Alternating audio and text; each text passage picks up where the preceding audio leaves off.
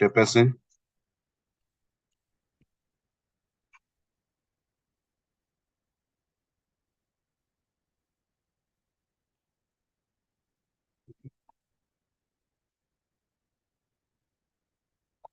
Braking. How are you, ma'am? Fine, and you? I'm fine, thank you. Can you please send the link on WhatsApp? I'll request Nomta to do so. Thanks. Okay.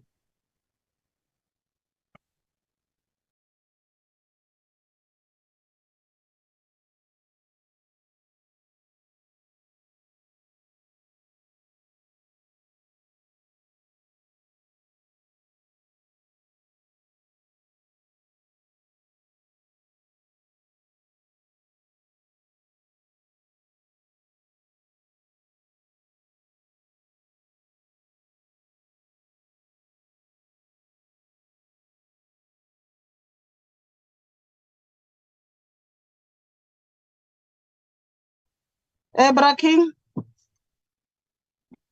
Braking. Hello, Chair. Hello, how are you? I'm good, and yourself? I'm fine. I'm driving. In case I'm disconnected, you'll have to appoint a chairperson. Okay. Yeah. Are we ready to start? Let me just Not yet. then I'll tell you right now. Eh? Okay, you'll come back. Yeah.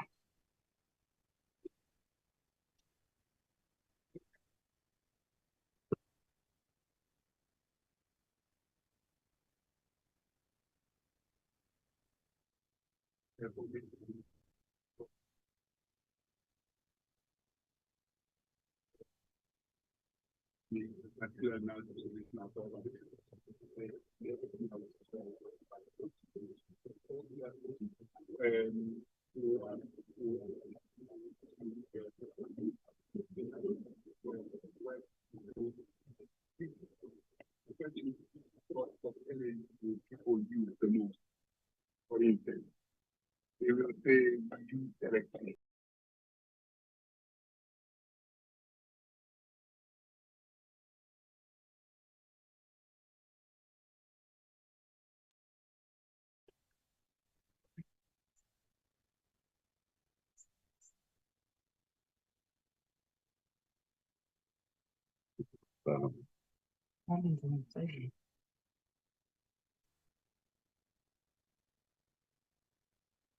Chairperson, Yes, Braking. I think we could start. We do have 6 members. We do form a quorum. We can start. Others will join us while Can you you are on. scroll the agenda upwards?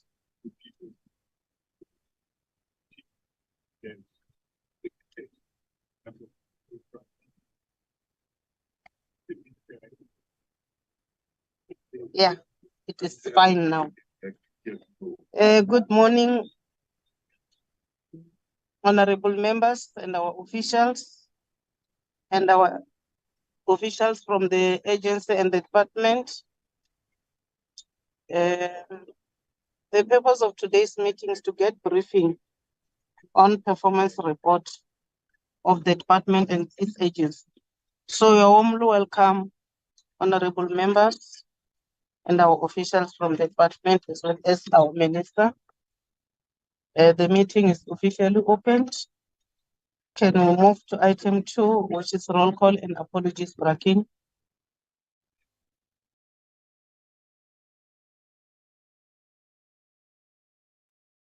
Good morning, Chairperson.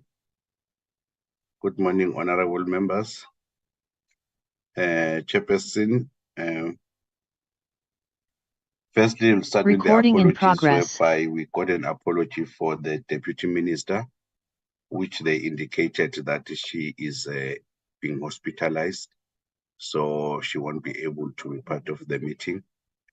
Secondly, we've got an apology from Honorable Zungula, who is with the PC on mineral resources. And then we also got an apology from Honorable Kruger, who is out in Northwest. He said maybe might be able to join on if he gets the chance. So those are the apologies that we have received, Chairperson. Then in the platform currently, we've got you, we've got Honorable Jacobs, Honorable De Villas, Honorable Bengo, Honorable Tromelang, Honorable Mieni. I've made an apology of Honorable Zungola, but I saw him getting in the platform. So, Chairperson, those are the apologies and the members who are currently in the platform. So, from the side of the department, the DM has apologized, and then they've indicated that the minister will be leading the delegation up until 10:30. Thank you, Chair.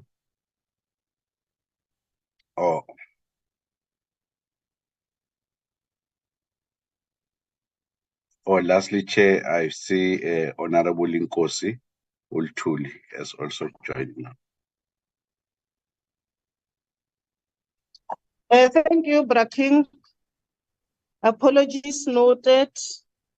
Can we now move to the next item, which is adoption of the agenda? Can I have a mover for the adoption of the agenda? Chairperson, I move for the adoption of the agenda. Thanks. Thank you. Chairperson, I second yes. Honorable Mieni. Thank you, Honorable Mieni. Mieni. The agenda, Honorable Mieni, seconded. The agenda is duly adopted. Thank you. Let us move now to the next item, which is briefing. I'm now inviting the leader from the department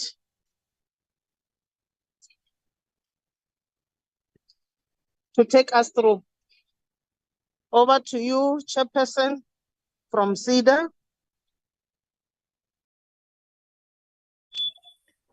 Chairperson.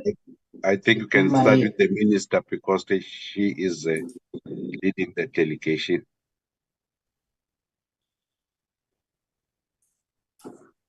Chairperson, I think we can start with the minister because she's leading the delegation. Oh, I thought the minister is not present. Sorry. No, the Honorable Minister is from the DM. I told you that I'm driving. Thank you so much. Firstly, I would like also to acknowledge her presence. Over to you, Dali. You can do your political overview as the leader of the delegation. Thank you. Thank you so much, Honorable Chairperson. I would like to greet the whip and the members of the Portfolio Committee, our officials throughout the entire portfolio, and of course, greet everyone who is joining us virtually. Honorable Chair, as you have already spoken to the apology of the Deputy Minister of the Department, who is sick and could not join us, I would like to also register that. In the delegation, we have the ADG and the entities that report to ourselves. Honorable Chair and honorable members, I'm sure you have seen the census report of 2022 that was released yesterday by the Statistician General, which shows that government has made great progress over the past 10 years in terms of delivering services to the people of South Africa. Whilst we are saying this, honorable members, we are aware that on the economic front, the global economy remains volatile with high inflation that is suppressing global consumption demand and the demand for commodities.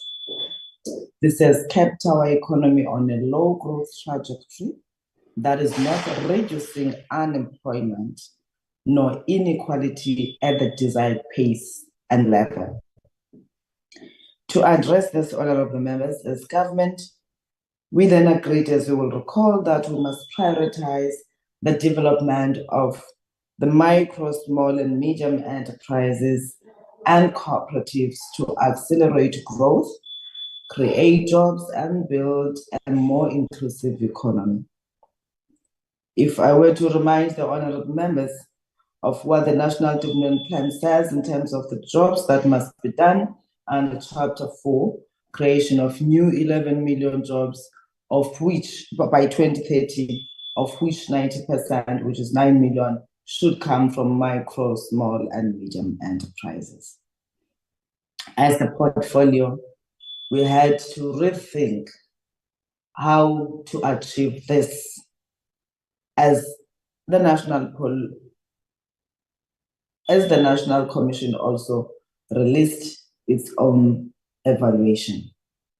At the center of it was positioning the department to play a more deliberate leadership and coordinating role across the broader SMME ecosystem.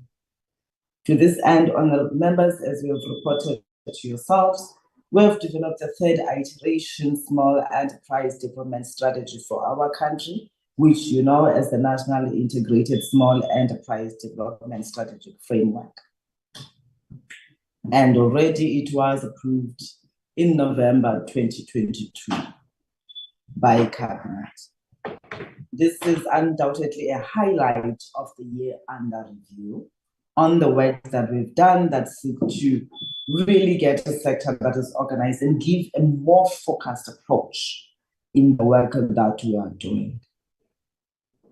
We have developed the NISET in close collaboration with all key MSMEs and cooperatives, stakeholders, and launched it at our National SMME and Cooperative Summit, which followed the inaugural Presidential SMME and Cooperatives Awards. Honorable Chairperson, the 55% performance by the department, at least measured against APP targets, misrepresents the real work that we have been busy with as a portfolio. I can confidently stand before you and say that there is now consensus among all key SMME stakeholders and among the cooperatives themselves about what needs to be done to support the entrepreneurs and the cooperatives to become drivers of inclusive growth and transformation. This, amongst others, includes tackling red tape, and you will see that in the year under review, we made progress in terms of reviewing the National Small Enterprise Act. Of course, we did report that we are also busy with the review of the Business Licensing Amendment Bill, which unfortunately will not be tabled to Parliament in this administration. Again, in the year under review, we have supported 25 municipalities to roll out the Red Tape Reduction Awareness Program and undertook research on the regulatory impediments facing SMMEs. As a result, a list of legislations that cut across sector departments have been identified and submitted to Cabinet in order to have the responsible ministries and departments ensuring that those legislations are either repealed or amended. The second area stakeholders across the ecosystem are agreed on is the need to increase the MSME and cooperative participation in key markets and value chains. We are citing this, honorable members, because as I said, it was important that we really bring the entire sector instead of us just looking at the work that we do with the little budget that we have, both as government and as the department. Therefore, to have the ecosystem agreeing that all of us must play a meaningful role in opening up markets and unbound value chains so that we can benefit the cooperatives is indeed something that we really appreciate. During the year under review, we've made progress in building an enterprise supplier development committee of practice, which was formally launched in June 2023. Again, this is meant to enhance the business development support because most of the SMMEs that are not able to get access to markets, that are not able to have access to funding, it's because of the quality of the business development support that has been provided. Therefore, launching this, at least we believe that it will take us somewhere, as we've had engagements with big business, small businesses, and of course, those that are involved in the enterprise supplier development work, in order to make sure that we can have standardized units, that when we say a particular company or department is budgeting for ESD, what are the critical things, including when they hire ESD practitioners, what are the standard norms that one must have, just like you will find for chartered accountants, so that people can really have an understanding of the work that is meant to be driven under the ESD component, which is part of the BBBE codes. As part of taking some products into the markets, we have linked 281 SMME products and services to domestic markets. It is important that we highlight this, honorable members, because again, SMMEs have been complaining that they develop products, but they're not taken anywhere. We have managed at least to have 281 that have been sent. As I said, we have also submitted a list to National Treasury. We continue to engage the Minister responsible for Home Affairs in terms of identifying undesirable businesses that must not be given to foreigners, or that must not be licensed to foreigners in our country. Thirdly, our stakeholders have agreed that we need to scale up business development services for SMMEs and cooperatives, especially through incubation support. Through CEDA, we have surpassed the target that we had set in terms of establishing 100 incubators for this term, which is 2019 to 2024. Already we're sitting at 110. And during the year under review, we approved an additional 11 to be established in the financial year 2023-2024. Collectively, a total of 2,507 SMMEs and startups were incubated during this year. Fourthly, we are agreed as the ecosystem that we need to urgently close the SMME credit gap, which is estimated by the World Bank to be above 350 billion rands, with some estimates putting it closer to 500 billion rands. In response to this, honorable members, as you are aware, we developed an SMME and cooperatives funding policy. We continue to bring partners on board in terms of funding. We're in a process of signing agreements with different funds, whether you talk about UIF, whether you talk about the National Skills Fund, whether you talk about the Automotive Transformation Fund, but we are trying to bring everyone on board to say there's a need for us to work together and be able to give effect even on that policy that we're talking about in terms of the establishment of the funding funds. We believe that will really reduce the credit gap. We have already gazetted this in April. It looks at ways to increase credit allocation to SMMEs and cooperatives and de-risking bank lending to SMMEs, whilst we are improving credit information systems to support poor borrowers, as well as developing a movable collateral registry, which previously is something, or currently is something that most small and medium enterprises and cooperatives are not able to access. Because now you can have a number of cattle in your space that is not registered or recognized when you're going to open an account if you are coming from the rural areas, including some of the areas. During this year, 2022-23 financial year, CIFA approved loans to the value of 1.706 billion rand and dispersed 2.4 billion rands to SMMEs and cooperatives. Over the same period, CIFA was able to impact 74,762 SMMEs that in turn helped facilitate and retained 104,547 jobs. I'm highlighting these numbers, honored members, because the honored members must always remember when they look at the work that we do and the impact, that this is the department that only has a budget of 2 billion rands. which caters for administrative support, all the employees that we have, the traveling and everything, including the support that must be given to SMEs. Therefore, at all times, the monitoring or the oversight must take that into consideration. It is a tiny drop in the ocean because we now account for what the department gets.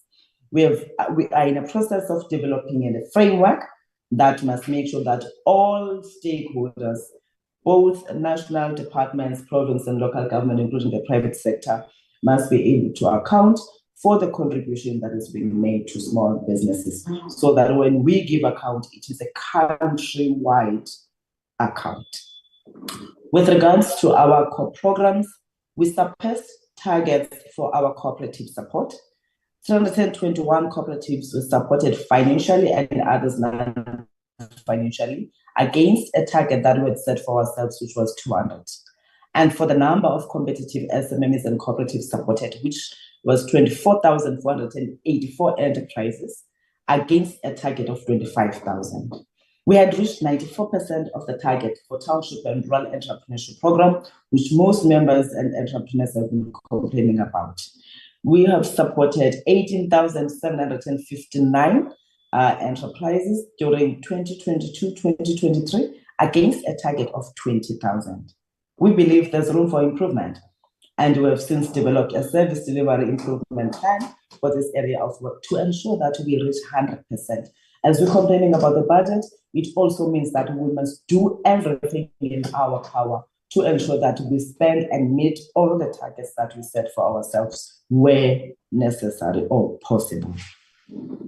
We reached 90% of targets for startup youth businesses. We have supported 8,988 against a target of 10,000. We are putting measures in place again to ensure targets are met for this year. The Acting Director General will provide more information on where we miss the targets and what we are doing to address that. The fifth area where we agreed as an ecosystem concerns our capacity and capability as the department. There's no doubt that as the portfolio, we're making interventions at scale, but much more needs to be done to support entrepreneurs and SMEs that are increasingly challenged by high inflation and market volatilities. I'm pleased to once more confirm that our department has received an unqualified without material findings audit outcome on both non-financial performance information and annual financial statements for 2022-2023 financial year. You will recall that this was also the case in the previous financial year. Ours this time is to say we're not just about compliance in terms of getting those audits, but it is important that we look at the impact that our interventions are making to the entrepreneurs that we have. At the same time, honorable members, we are cognizant of our challenges as the department. We are in a process of filling in posts in line with our new approved organogram, of course, taking into consideration the recent gazetted letter by National Treasury, but we are aligned. We are also tightening accountability to improve performance in order to make sure that all our targets are smart and therefore all our employees are performing against the targets that have been set and consequences be taken where failure shows. The other major piece of work we've been busy with under the past year is the integration of CIFA and the Cooperative Development Bank Agency into CEDA, which will therefore form a new agency called the Small Enterprise Development and Finance Agency. During the year under review, the business case was approved by Cabinet and the amended National Small Enterprise Act, which is before yourselves, and the program I've seen in terms of preparing for the public hearings. And this is a step in the right direction because for us to create a conducive environment for the sector we're responsible for, legislation is a critical component to it. We are not happy that the Businesses Act has not managed to serve under this administration, but we remain hopeful that it will be prioritized for the next administration. Let me express my gratitude to Deputy Minister Dipuo Peters, who is not with us here today because of what I stated earlier. I would also like to thank the Acting Director General, Ms. Tulisile Manzini, and the entire portfolio staff for their commitment. A special word of appreciation goes to yourselves, honorable members of the Portfolio Committee, for your constructive criticism and guidance. I would also like to thank the leadership of SEDA and SIFA, and thank, most importantly, Mr. Londo Kutlem Kumane, the former Director General of the department, who led the department during this year under review. Honorable Chairperson, I would like to hand over to the Acting Director General, with your permission, if she were to focus on the areas that I highlighted where we have not done well, and include the remedial actions that we are taking to address those concerns. Thank you, Chairperson. Back to you. Thank you, Honorable Minister, for a detailed political overview.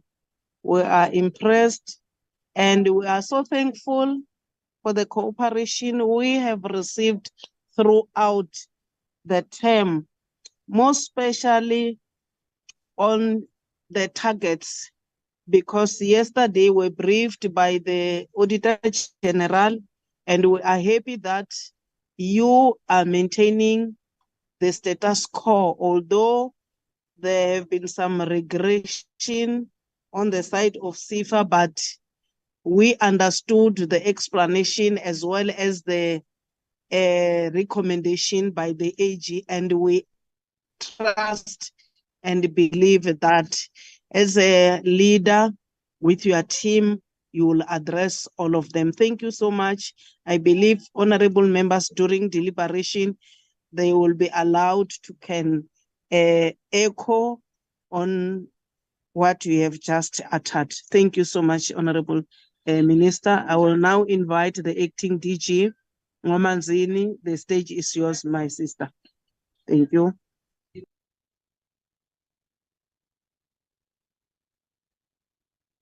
Thank you very much, Chairperson. Good morning to the honorable members. Good morning, Minister. And I will request the colleagues to fly the presentation, and I will close the camera. I just wanted to show my face that I'm here. Thank you. Winston.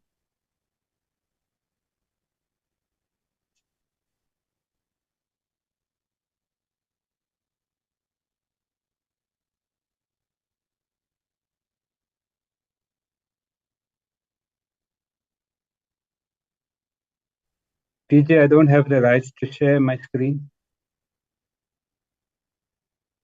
Braking, can you assist in this regard, please?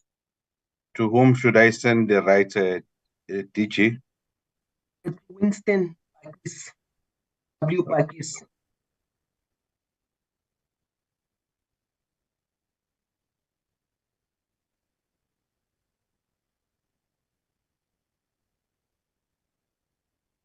Sorry.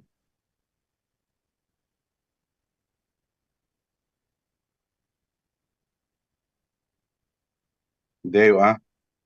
You can give to me, Prati.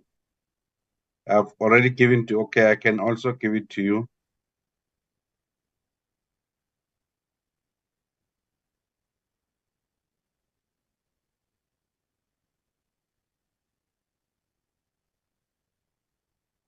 There's my TG.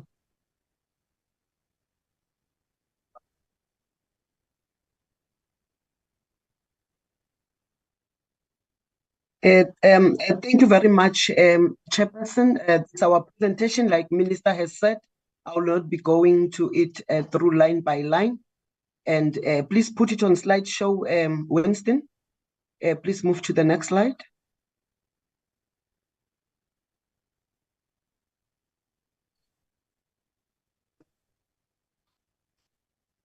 This slide just talk about the presentation outline, and I will not dwell much into it. It's straightforward. Let's go back. Next slide, please. The purpose of this presentation today is just to brief the Portfolio Committee on small business development on the 2022-2023 annual report of the department. The next slide, please. This particular slide just talk about the briefly about the background, which also Minister touched on, and also that the annual reports, the integral part of our national and provincial department reporting, and also that Section 41D of the PFMA requires accounting officers of department to submit within 5 months this particular report at the end of the financial year. Of main importance in this particular slide is that as a department, we complied, we submitted our draft 2022-2023 annual report on the AFS that we submitted to HESA on the 31st of May 2023, and the audit process was also finalized on the 15th of August 2023, and the audited financial and non-financial performance information was submitted to the Minister on the 31st of August 2023, and also National Treasury. And again, that the approved annual report was tabled in Parliament on the 29th of September 2023. Again, on the background, I will not dwell again too much on this one. This just talks to the legislative and regulatory requirements that we are expected to comply with. Next slide, please. And again, on the strategic overview, this talks to our mandate, the mandate of the department, the mission and the vision, and the mandate, which is fairly known to all of us, that it is to lead and coordinate an integrated approach to the promotion and development of entrepreneurship, small, micro, and medium enterprises and cooperatives to ensure an enabling legislative and policy environment to support their growth and sustainability. Let's proceed. And this is our strategic overview. This talks about our values as a department. I will not get into the actual values and read the bullets, but the top part, innovation, integrity, professionalism, customer-centric, commitment, caring, organization.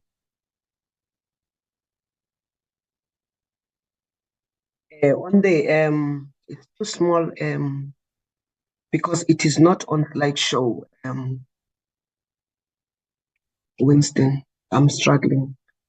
On the strategic overview, again, it's what I've been talking about. I will not again dwell too much on this particular slide. Talks about our legislative policy and where our mandate and primary output.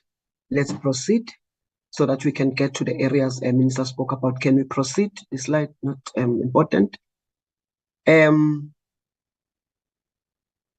Thank you very much. On the organizational structure, again, is that at high level that the EA approved the organizational structure on the 1st of September 2022. We already have the structure, and the issue of the department started with the issue of the matching and placement process started immediately. And the matching and process was guided by the approved framework, which is aligned to the migration process guideline of the Department of Public Service Commission. And there were two matching and placement structures that were established, which is the placement committee chaired by the Chief Director, Corporate Services, and it has all the representatives from the branches and also our unions. And there was also an appeals process. Let's proceed.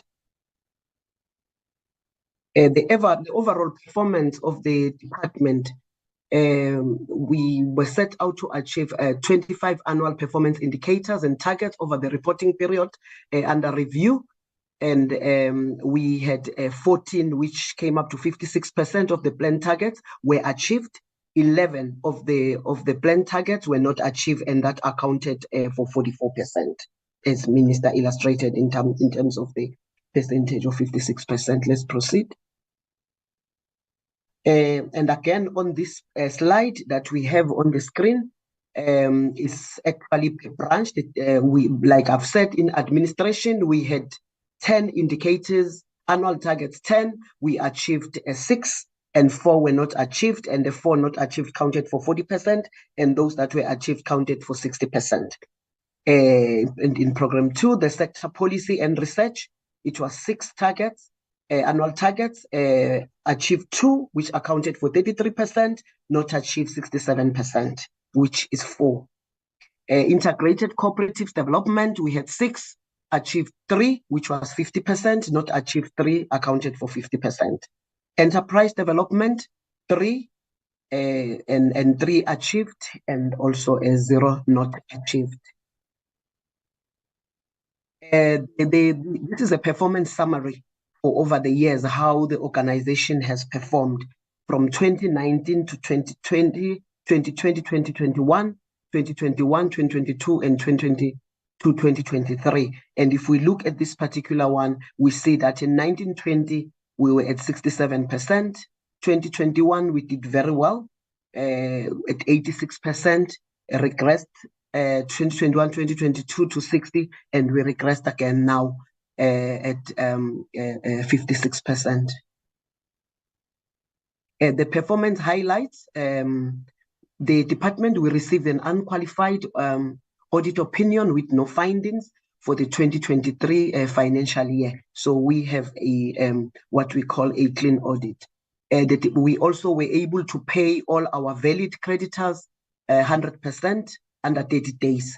With the organization, all in all, we received 11,044 invoices worth 63 million, and we're able, on an average of 7 days, we were able to pay.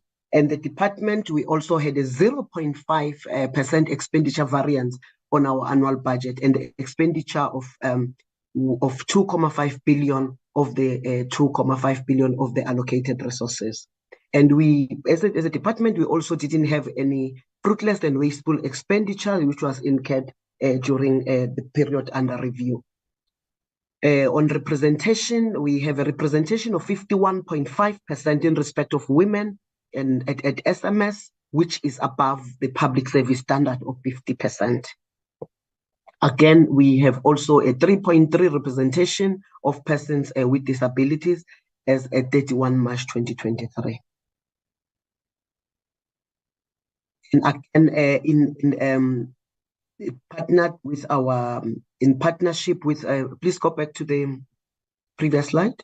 Yes, in partnership with our agencies, which is SEDA and SEFA, we're able to implement 135 public engagement programs with district municipalities. Proceed.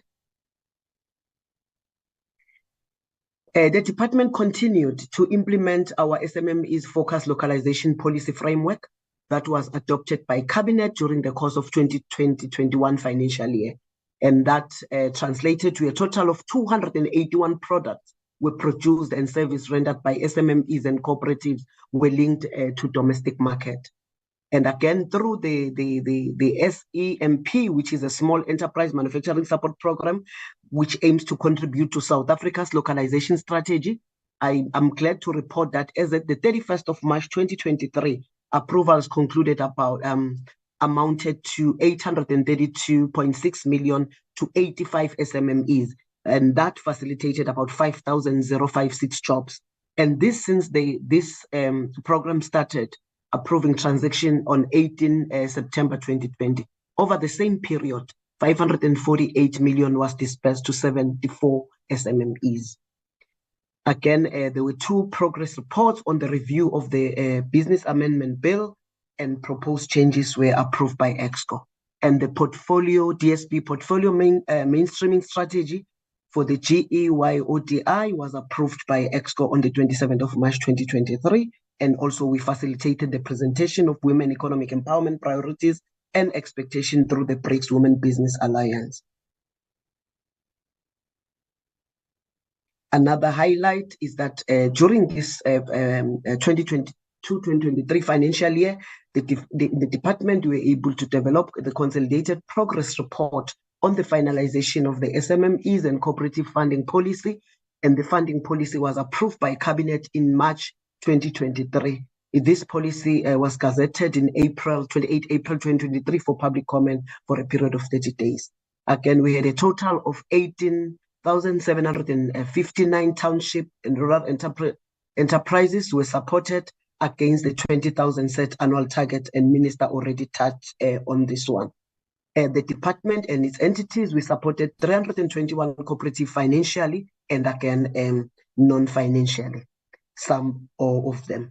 And the department and its entities, we have supported 8,980 startups, youth businesses that we supported financially and or non-financially against the 10,000 set target.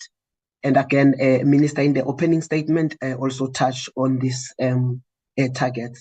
And also on the crafters, we supported 659 against the set target of 900 and at a budget amount of 35.5 million.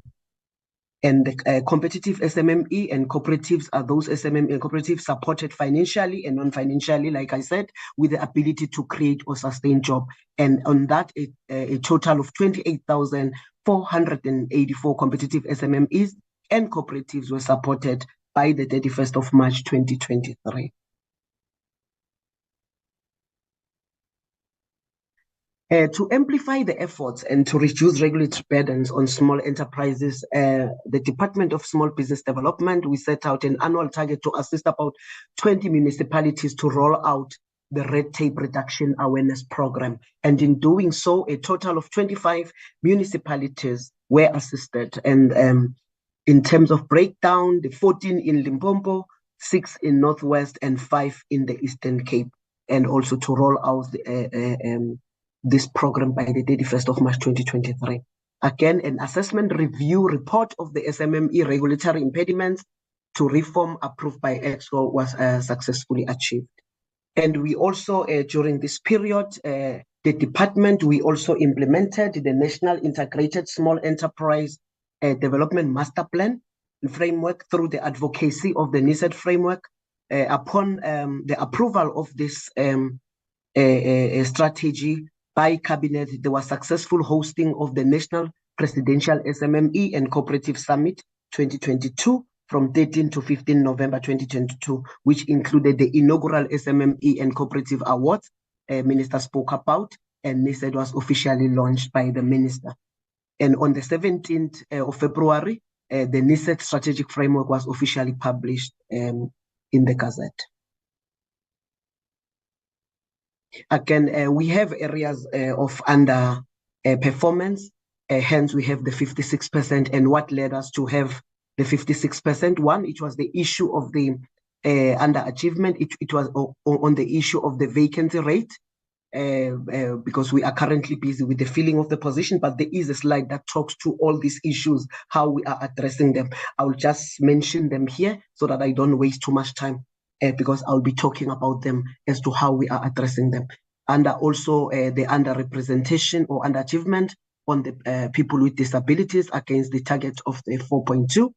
And again, we also didn't do well on the SMME business index system that we have developed and tested, but it was not implemented, and also it was not rolled out at the end of the reporting period. And again, we also have a phase 5 SMME database, and this is a database for small enterprises credit scoring and rating system to facilitate access to finance implementation. And again, this was not implemented against during this particular period. We also didn't do well. We set a target of 2,500 women-owned businesses that we were supposed to support, but we're only able to support about 1,202 businesses that we supported to register on the international platform. And of the 250 SMMEs and cooperatives linked to global markets, we were able to have 68 SMMEs that were linked to global market opportunities. So again, here we lagged behind in terms of the target, and we had to put up the catch-up plan. And the next one. Again, we were supposed to, on business infrastructure for SMMEs and cooperative refurbished, we're supposed to do 6, and we only managed to do 2. And on the monitoring report of the ISP improvement plan, not approved by EXCO, against a target of 2 monitoring reports of the ISP, this was not achieved. And we had set ourselves for 20,000 township and rural enterprises that we're supposed to support financially and non-financially, and we just missed the mark. We did 18,759.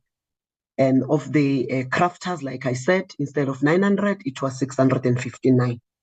And of the startup for the youth business, we set ourselves a target of 10,000 for the reporting period, but we were able to go just below 10,000, and we managed to do 8,988. And based on what I have just presented, like I said, to say what exactly then we're going to do with this particular information one, on the issue of the vacancy rate of the funded position, we are vigorously implementing this by making sure that we are filling position. You might have seen, honorable members, we are advertising, we are filling positions. We have just appointed 2 DDGs.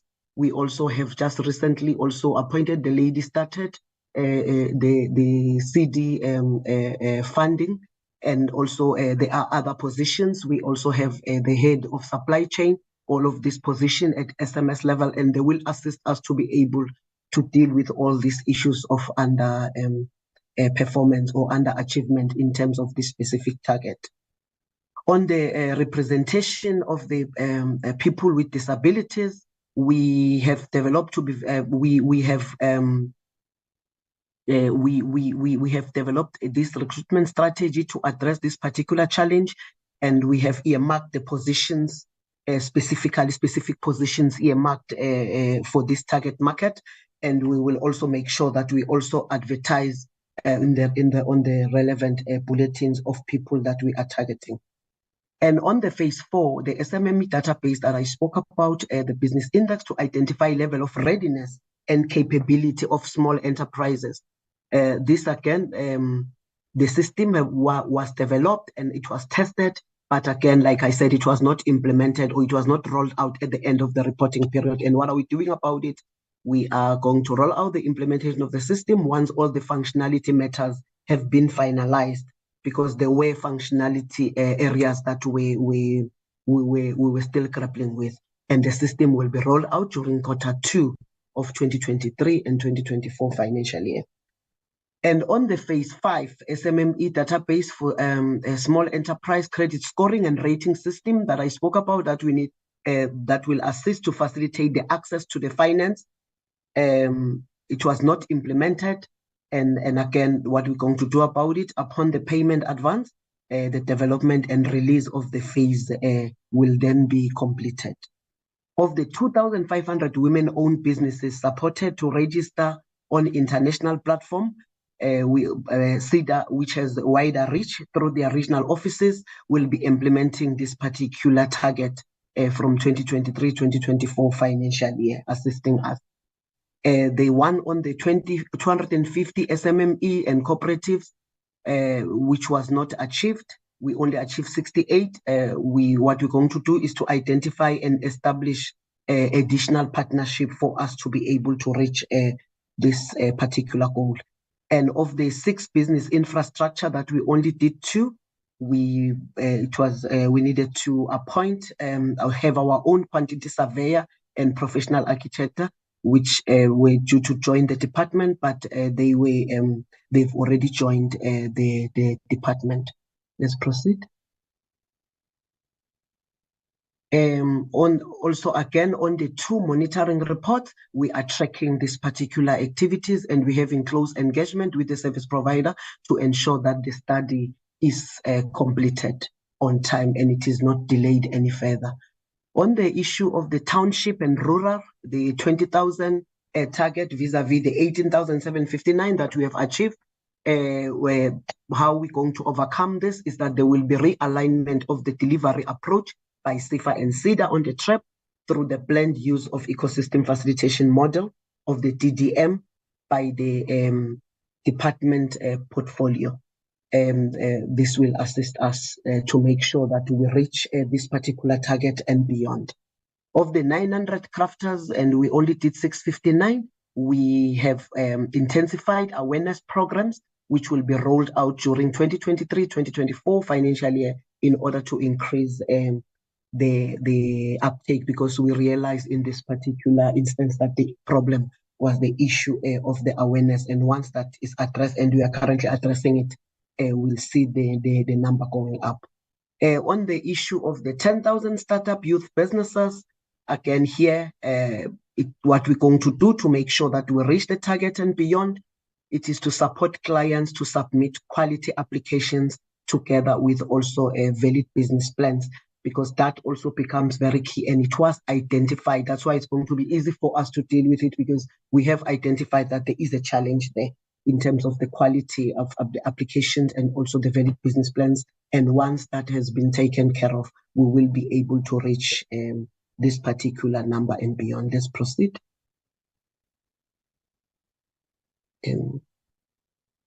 At a high level on governance, I won't read sentence by sentence, is that under risk management, the department, we have an approved risk management policy and strategy in place. And again, we also comply in terms of ethics management in the department. And we also have ethics officers, and we have submitted as such to the Department of Public Service and Administration, and we are complying. And on fraud and corruption, the department, we reviewed and approved our fraud prevention, anti-corruption, and whistleblowing and implementation policy.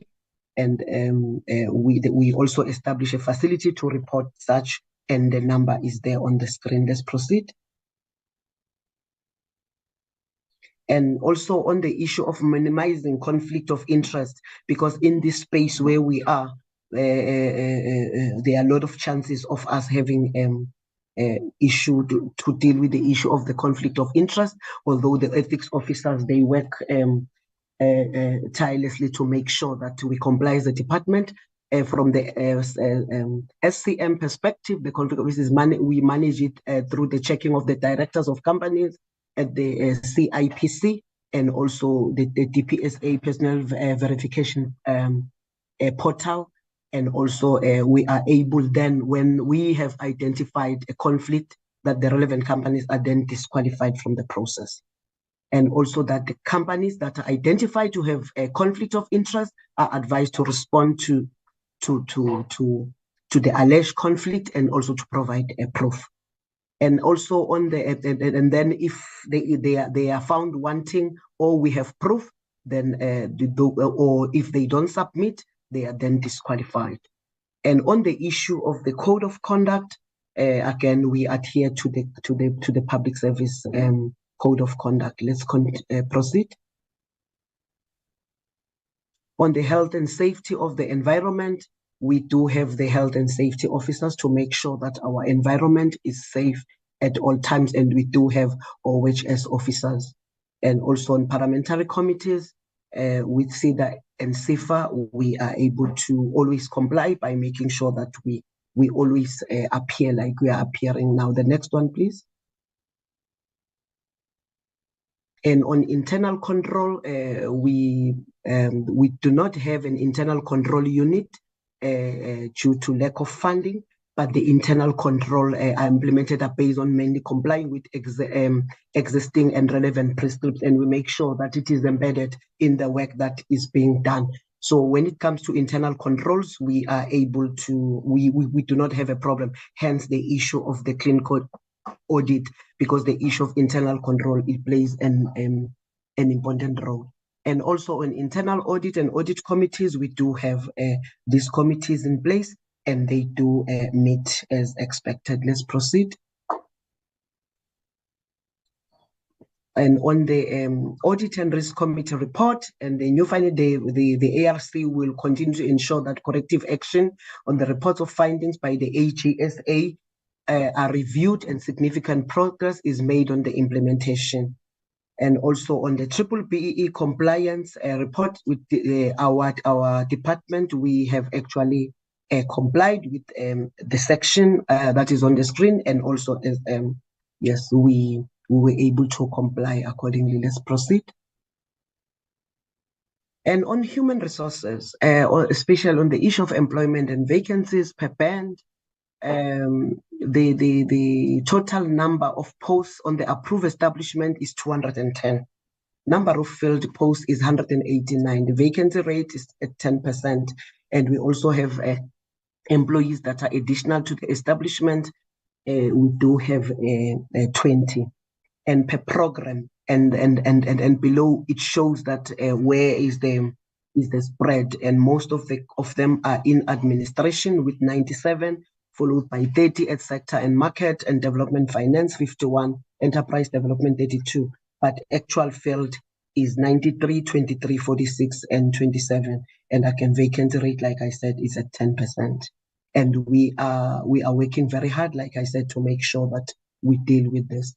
And the issue of the personnel expenditure, we have this total budget of 2.5 billion, and the total then the personnel expenditure, we have used 144 million, which also accounts to a personnel expenditure. It comes up to 5.7%, but the CFO will touch at length or comprehensively on the issue of the budget and how it is spread. Please proceed. The vacancy rate, again, I will not touch again. At SMS level that we manage as a department, I must say that during the reporting period, when we continue to the issue of matching and placing on the approved structure, this allowed for a significant decrease in the vacancy rate. The vacancy rate was 16.2%, and we were able to move to 20%.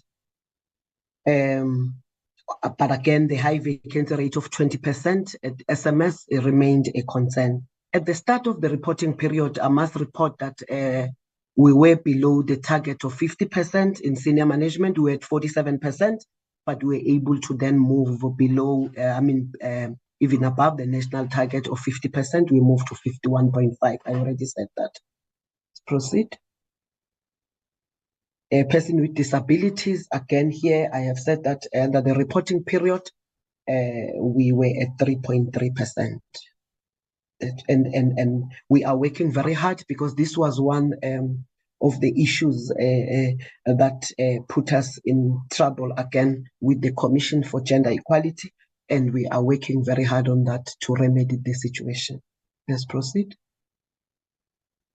On the financial performance report, the CFO will quickly take us in less than a minute. Thank you very much, Chairperson. Through you, Chair, CFO. Thank you. Thank you, DG. CFO, over to you. Thank you, Honorable Chair, Honorable Members, Minister, DG, and colleagues from the SBD portfolio. I'm going to take you through the financial performance for the year. For the financial year under review, the department managed to spend 99.3% of the allocation, which resulted in a variance of 0.7%, which is 18.9 million for the year. Next slide, please.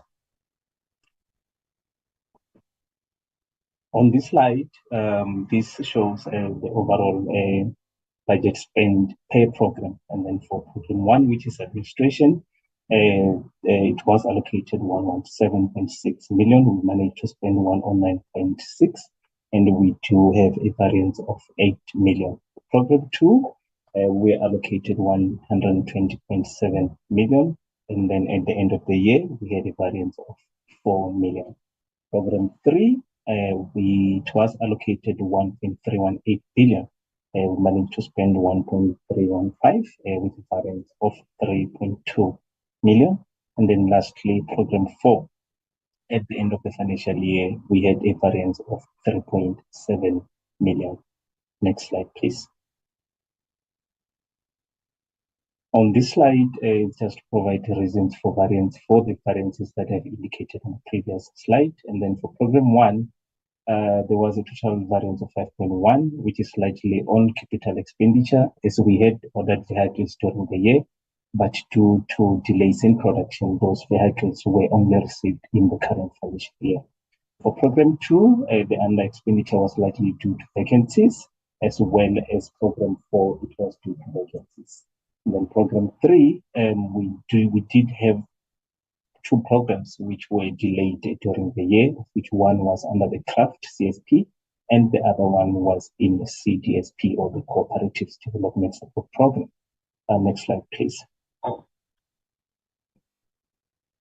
This is the performance per economic classification. Since this is just a graphical representation, so I will skip this slide and move to slide 45, which has more details. Next slide, please.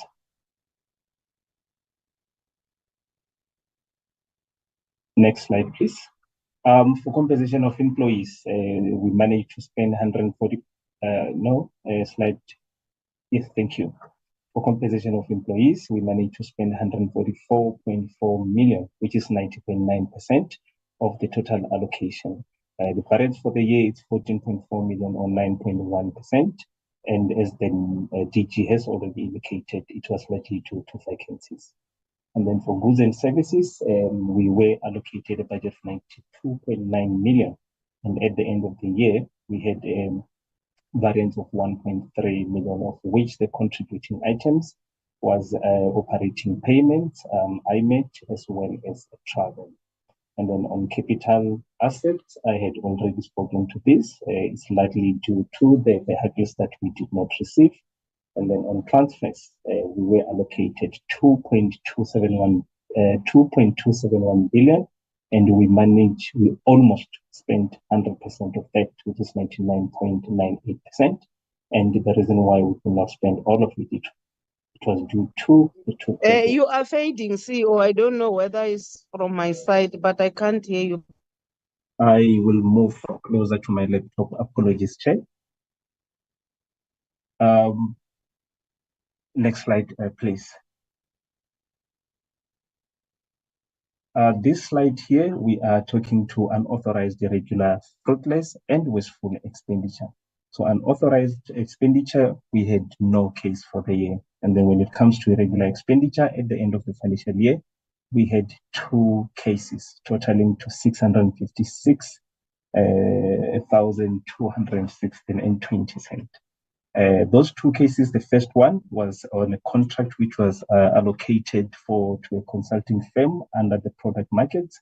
And then on review, that contract was found to be short when it comes to the requirements of Treasury Regulation 16A.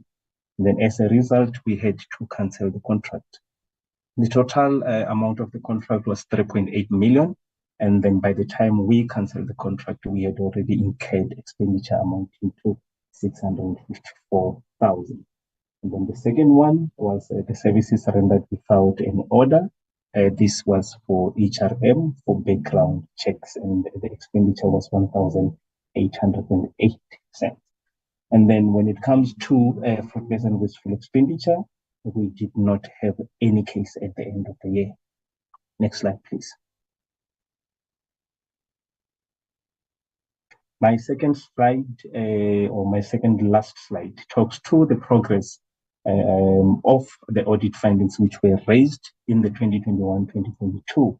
So in total, we had 10 findings which were raised in 2021-22.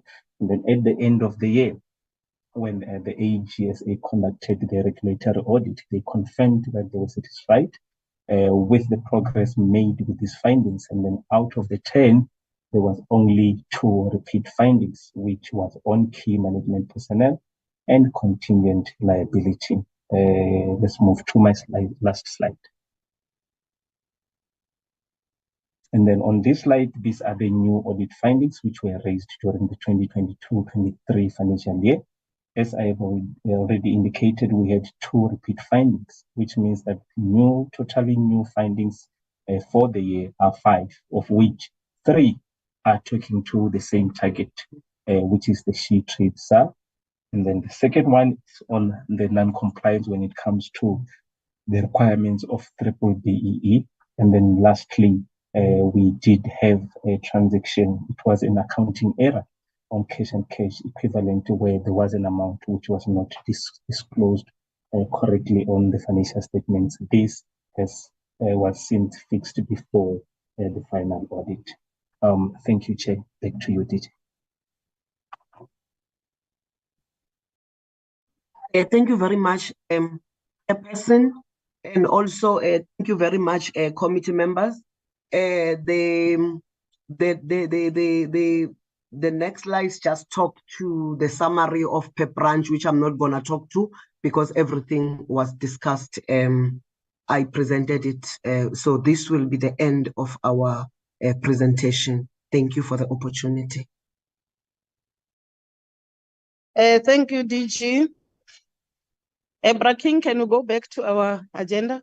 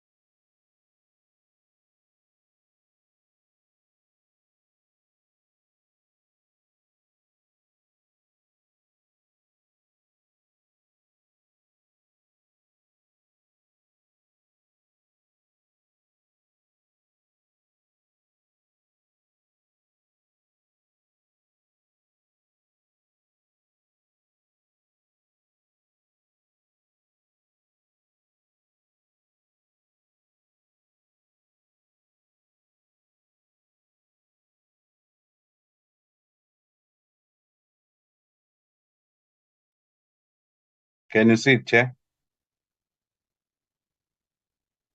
No, nothing. But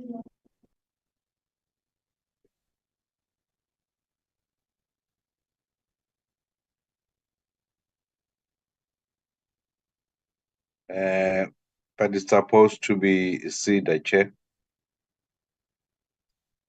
I don't know what has happened with my...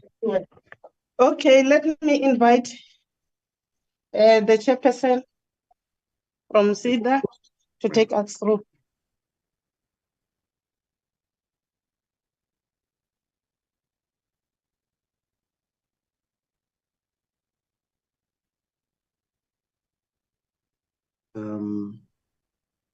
Chairperson, thank you. Thank you, Chair. This is Tembingosi Bonakel, the Chair of SIDA. We are presenting the annual report, and it will be presented by the CEO. And if, with your permission, I could hand over to him.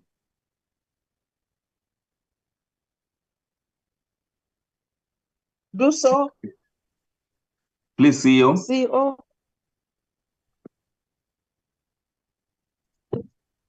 Thank you, Chair.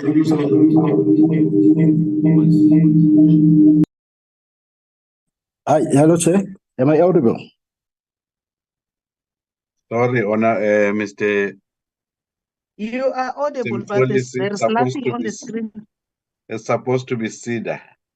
Yes. Can they please bear with us in the screen, Chair? Okay. The previous speaker is my chairperson of SIFA, but I understand that SIDA is going through before us. Chairperson, am I correct? Okay, let me stand down then, Chair.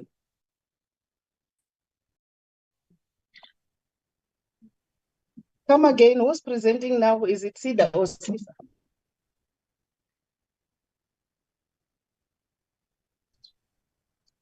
Chairperson, I think because the chairperson of SIFA has already started, SIFA can proceed. Okay, no problem. Okay, Chair. Thank you, King. If you may allow me to actually share. I'm told it's Machamba, not the Imbizo one. Imbizo. No, not Imbizo. Let's use Mtolisi MD on the platform. Okay. Searching for him.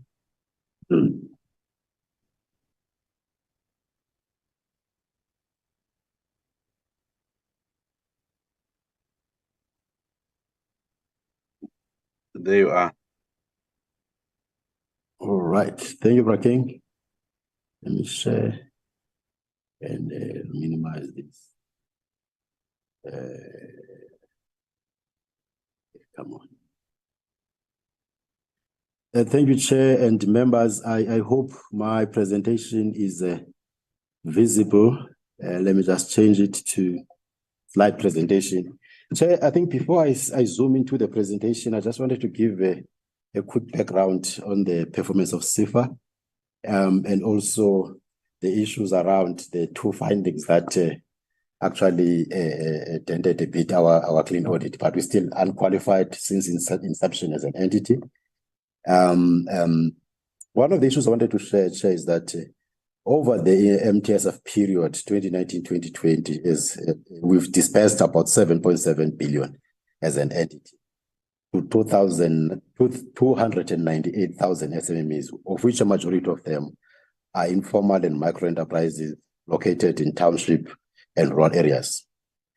Our performance indicates that year on year, we were able to improve our disbursements into the economy with a cumulative rent disbursement into the economy with to the value rather of rather over to the tune of 24% increase, that is from 2019 to 2023. So our disbursements from 2019 have increased by 24% Chair, to the economy. With regards to the payments, Chair, and the impairments, our clients are struggling, and we saw this decline in October, November last year, when our collections rates dropped from around 75 down to 35 and 40. And this is during the height of load shedding, where our clients were really struggling to operate, and they lost production time.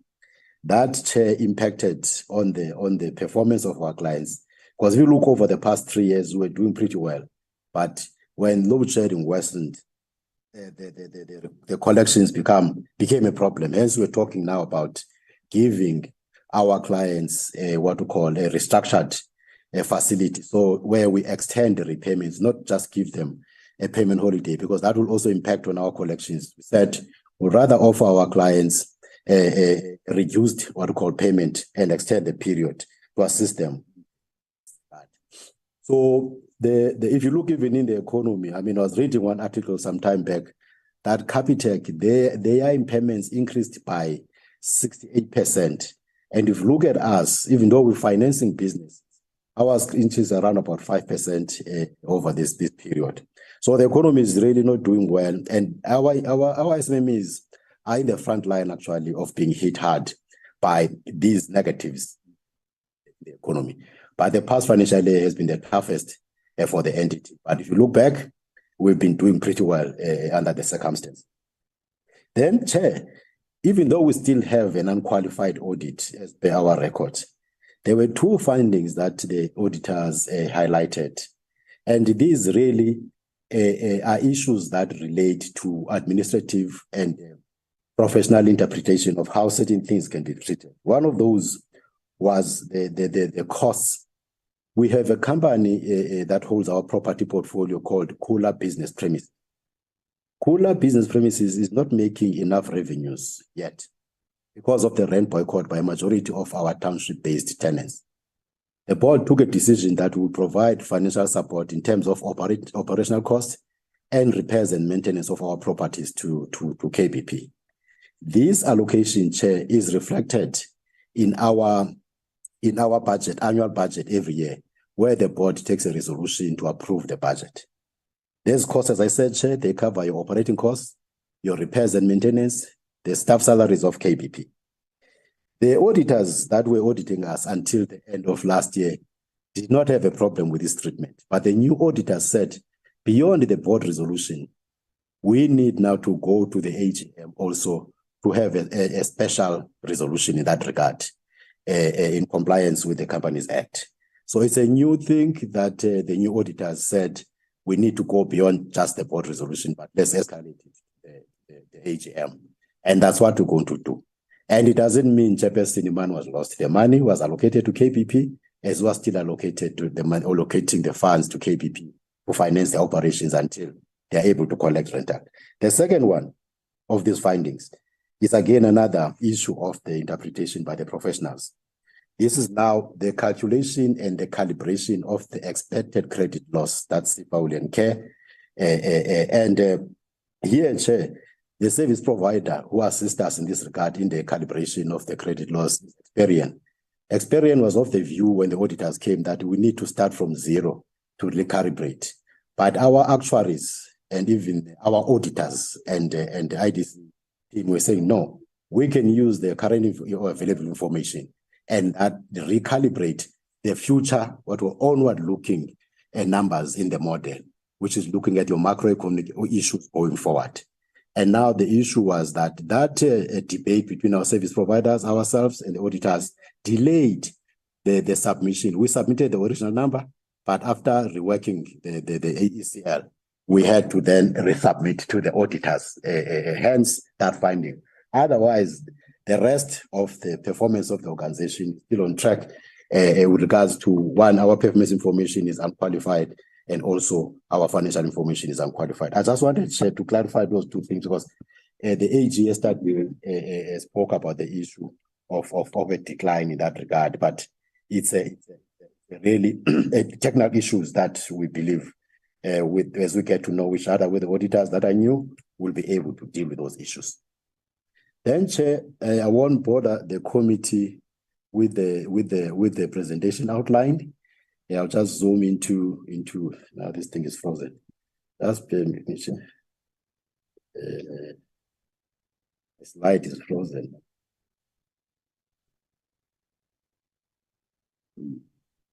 Okay. Chair, I won't bother the committee with the vision, mission, and values. They have not changed. They still as they are in the interest of time. And these are the policies and legislation that inform our work. And also looking at our operating context, this is a group structure where we have our subsidiaries, one of them being Kula Credit Guarantee, another one being the Kula Properties business, which is the one that I spoke about. And then is Kula Institutional Services, the IDF, then the JVs are your Anglo-America, Sifa Mining Fund, Cytopix, Sifa 2 Fund, and Associates is the business partners where we hold equity of about 22%, and Uto Fund where we have about 49%. The joint operations is Sifa Butala Green Fund where we hold about what we call 50%. The operating model, Chair, is the same. We do our work through direct lending via our regional offices, wholesale lending and partner institutions, credit guarantee under KCG, fund management and ancillary services, property management at stated area. Here, this is what we present every quarter, which is the geographic spread of our presence at Sifa. The red ones, Chair, are where Sifa actually is our offices, and then the green ones, which is about 40 of them, are co-locations with CEDA, sometimes IDC in that regard. The highlights, Chair, over the past financial year, which ended March, the total size of our book was 4.2 billion. And we approved around 1.7 billion, as the minister said earlier on, and our disbursements, which is the actual money that was deployed in the economy, was 2.4 billion. The number of SMMEs, Chair, that we supported over this period was 75,000 SMMEs, and also the jobs facilitated were 105,000 over the year. The money that went to black-owned businesses was 2 billion, of which 551 million went to youth-owned businesses, 928 million went to women-owned businesses, with 545 million going to township-based enterprises, and 953, which is quite a good number if you ask me, went to rural-based enterprises. This now speaks to the same numbers I spoke about, your disbursements and your approvals and the jobs. I won't repeat that because it really is a duplication of that. And the black-owned amount that went to black-owned businesses. Maybe what I can highlight is that with regards to your approvals, we achieved 76%. Here, Chair, we slowed down lending and approvals because of the cash flow challenges that we're facing as an entity. Needed to have enough cash to approve and commit, and we had to slow down those approvals. But the disbursements that we did were 121%, and SME finance was 88% achievement, and jobs was 100% achievement against our targets. Black-owned businesses, we achieved 149% against our targets. Women-owned, we achieved 116%, and youth-owned, we slightly missed the target at 92%. And the challenging area of disabled people, we achieve about 26%, which is something that we're going to be working on with CEDA and the department and see how we address this gap. Township-owned businesses, we achieved 109% of disbursements. With rural enterprises, we achieved 119% of disbursement. This one, Chair, now speaks to our collections rate. Our target was really to hit 87% of collections, but we only managed to get about 74%, which gave us that 85% achievement. And that also resulted in an increase in our impairments, where the target was 38% and we ended up at 45%, hence the 85% target. And also that will speak to your portfolio at risk. This one looks at all the clients that are 60 plus 1 day behind in their payments. They were hoping to contain that one at 42%, but it ended up being 49%, hence the 86% achievement. But the blended first default rate was 6%, we achieved 6%. This is where, Chair, the client that has been funded misses the very first installment, and there at least we're able to contain it in that regard. Chair, the collections rate really is a direct, what we call a result of what I spoke to earlier, that if our clients are, instead of operating under this load shedding era, for 8.5 hours a day, they are forced to operate for 4 hours and sometimes 3 hours, their productivity drops. And when their productivity drops, it means that their ability to generate profits and revenues also drops, and by extension, their ability to finance or to pay back safer or meet their financial obligations worsened. This is a true reflection of that, chairperson and members. For example, we visited a client in the Eastern Cape that manufactures black plastic bags that they supply to the municipalities. When we got there, chairperson, we arrived with the board at the time when there was this load shedding. And this guy, we financed him with a generator. But when we got there, they were not operating, the generator was off. And we asked him, why are you not using the generator to operate? And this CIFA client told us that if I use this generator for more than an hour, I'm burning cash because the diesel has become too expensive for me to afford. It is better for me to rather lose time and wait for electricity to come back and start operating. That is the impact, Chair, that the load shedding has on our people, because those machines, the extrusion machines that he uses, they are heavy users of power. You can't use solar in that regard. You need base load or the generator. But the fuel price is actually becoming a disincentive for them to continue operating other those environments. Frozen again. Just bear with me, Chair. I need to. Okay. And now, so the collections rate, Chair, is reflected there. For the year ended 31st March, we plan to collect at least at 87% for our all installments raised, but we ended up at 74.3%. For these reasons that I've mentioned, Chairperson, are beyond our control. Your load shedding, the high interest rates, the poor performance of the economy, etc. What we then plan to do, Chair, to assist our clients. One of the interventions, Chair, that we want to put in place is to offer our clients restructured repayment terms, whereby we extend the period of repayments so that at least they are able to breathe, because we don't know when will this load shedding end. And as such, it hits our clients directly. And the best way then to assist them is if we can restructure their debt and extend the payment period. It may actually necessitate that we even relook at the interest charge, because when you restructure the debt, the interest over time that is paid by the client is also another disincentive. But we'll be investigating those what we call interventions so that we can assist our clients not to collapse at least. As I spoke to the key highlights, Chair, the unqualified audit, we still have an unqualified audit since inception of the organization, except for those two technical issues that to us are issues that we have addressed already, and it's a matter that will align with the auditors. And we are a going concern. We managed to contain our cost-to-income ratios.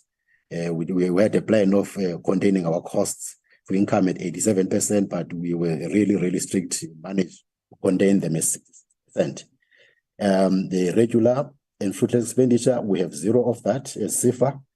And yes, we have a challenge of the operating loss, because if your impairments keep on increasing because your clients are not paying you, it will have a direct impact on your operating income or loss. Hence, we say the recoverability of impairments is a serious challenge for us. But we will not throw our hands in the air.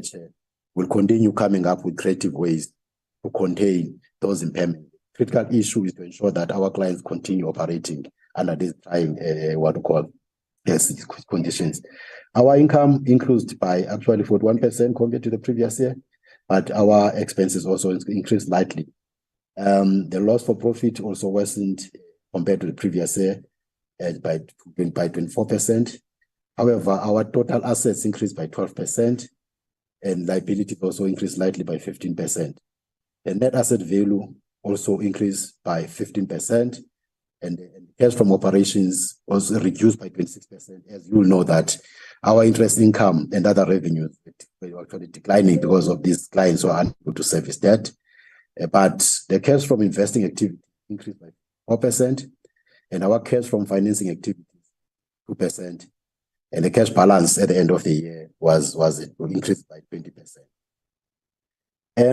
Key insights shared to this performance. Other interest earned increased share by 87 million in the current financial year. I think also it was also influenced by the high interest rates on our investments, and the grant income allocated was higher than anticipated in certain areas at 280 million. The expenses increased due to the increase in property expenses because we're doing a lot of repairs and maintenance to get our properties under KP for purpose. The personnel costs and SARS penalty reversals of 147 million. The cost containment measures resulted in that cost-income ratio of 60% against the target of 87%, which really is a good performance. So it's not even 10% actually. It's about 20% improvement there. Loans, advances, and payments. The gross loans and advances increased by 677 million to 3.3 billion at year end as a result of the growth in disbursements in the loan portfolio. The impairments, write-offs, and bad debt provision on loans and advances have increased by a net of about 594 due to declining collection rates, as I said earlier on. Small business continues to find their cash flows under pressure due to the rising inflation, the operating costs. At year end, the impairment provision was sitting at around 1.68 billion compared to previous year of 1.1 billion as a result of these factors. Looking at credit granting and collections, we introduced initiatives to improve quality of the loan book, collections to reduce impairments. One, by capacitating our post-investment monitoring unit and fully embedding pre-investment activity, strengthening our deal making and credit, and also leveraging on key strategic partnerships. But those areas, Chair, you need good quality skills, particularly on your credit analysis, deal making, your CAs and your quants also in the same credit space. And we've lost a couple of those, which is not very easy to attract them back. The debt book, the write-off of the debt book that is classified as recoverable to align with CIFA policy and IFRS 9. We have not done any write-offs, Chair, as an entity, I think, past 3 years, give or take. And I think for all those books that we know that all the legal processes, we need to write them off and start chasing them off balance sheet. The cost-income ratio, I spoke to it, and we've managed to contain it by actually enforcing and implementing cost-containing measures. Human capital, Chair, I think the main issue here, I won't bore the committee history of our performance journey. We started in 2012, and also where we're focusing really on the talent and workforce alignment. 2016, 2020, we're looking at leadership, management, and alignment. 21 to 25, the plan is to look at high performance alignment.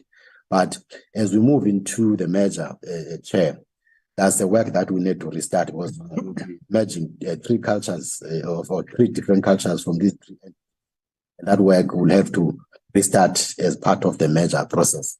But the key issue there really in human capital has been capacity challenge, where at least about 49%, the last time I checked, of our employees are on contract now as a result of the arrangement with short-term contracts. Chair, I will not bother the committee with the governance structure, the shareholder compact, the board, and everything else. Those are the ones that we present almost every quarter when we present to this committee. The key organizational priorities.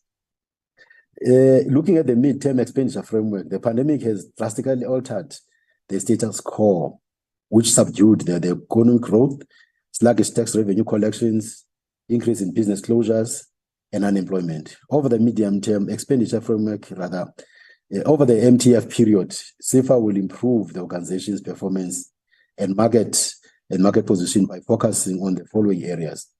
Building the core CIFA. I think this one, Chair, will be done in the context of the merger, because you can't be easy really working outside that framework. But the core business that we believe will still be there in the new entity, we need to build the core skills in that regard, or at least sustain the one we have until we get to the merger point. And scaling up of our abilities, the same approach, and innovating the delivery model. We're looking at the new tech-driven platforms take shape in CIFA's operations. The need to maintain the innovation momentum will be fundamental towards the tail end of the MTF. At this work, Mr. Mbatha, support me here. We're working closely with SIDA here to ensure that there's no duplication as we seek to automate our systems. And there's alignment between SIDA and ourselves and Bob's Bank.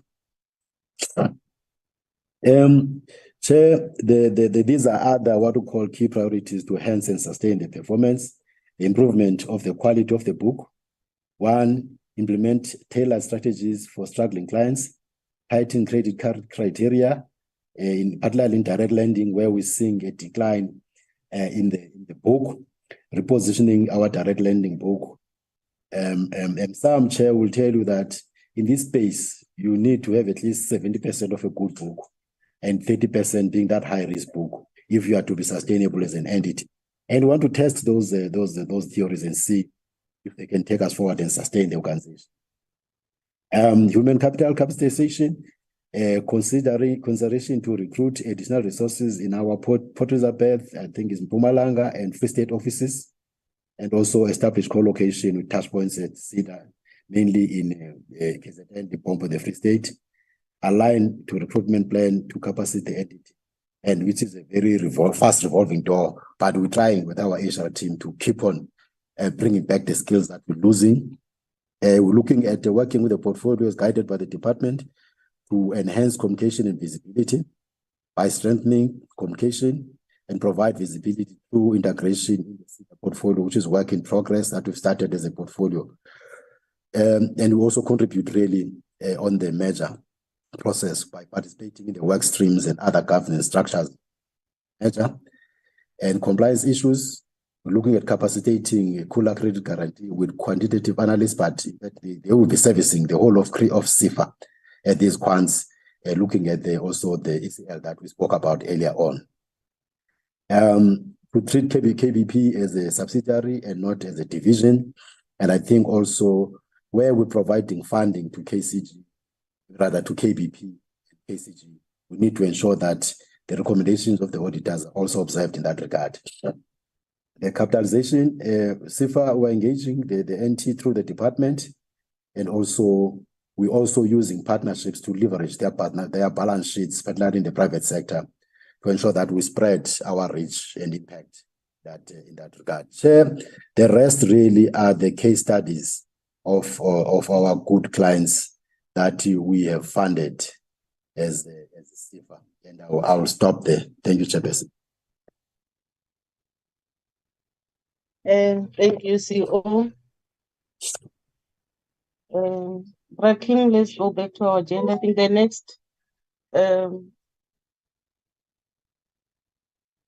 next agency is SIDA. Yes, it's SIDA, Chairperson. Yeah, over to you, Chairperson of SIDA. Thank you very much, Chair. I hereby present our annual report. Our CEO will be presenting. Over to you, Mr. Mbatha.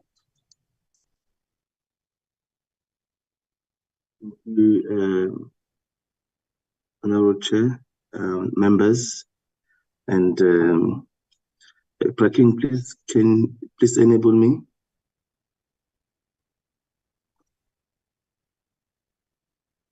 Yes, you are, Mr. CEO. Thank you.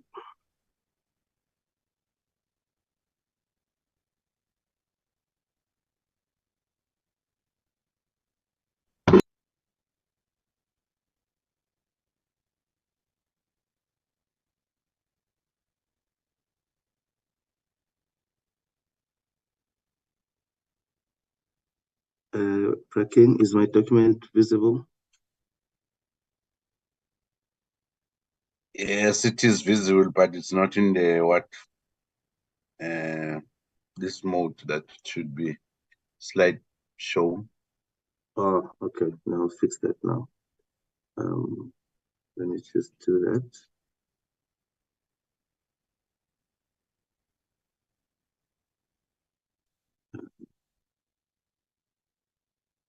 Quickly, so that I can present.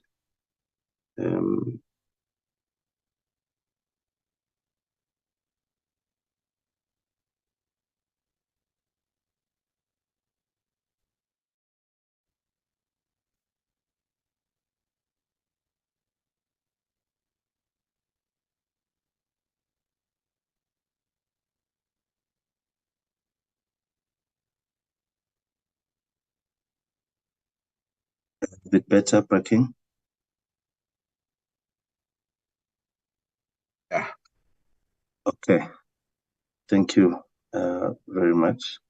I will greetings to. I would like to first greet the Honorable Chair and other members, the Minister, DG, and the colleagues on the platform.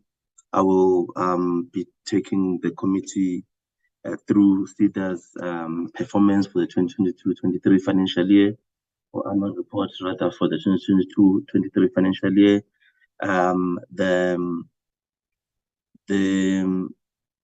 The presentation outline, I won't go into details, but this is the work that, in the interest of time, this is what I will be presenting today, starting from the whole organizational overview all the way to our PFMA compliance report. I would not get into the success stories, which is number 8, Chairperson, with your permission.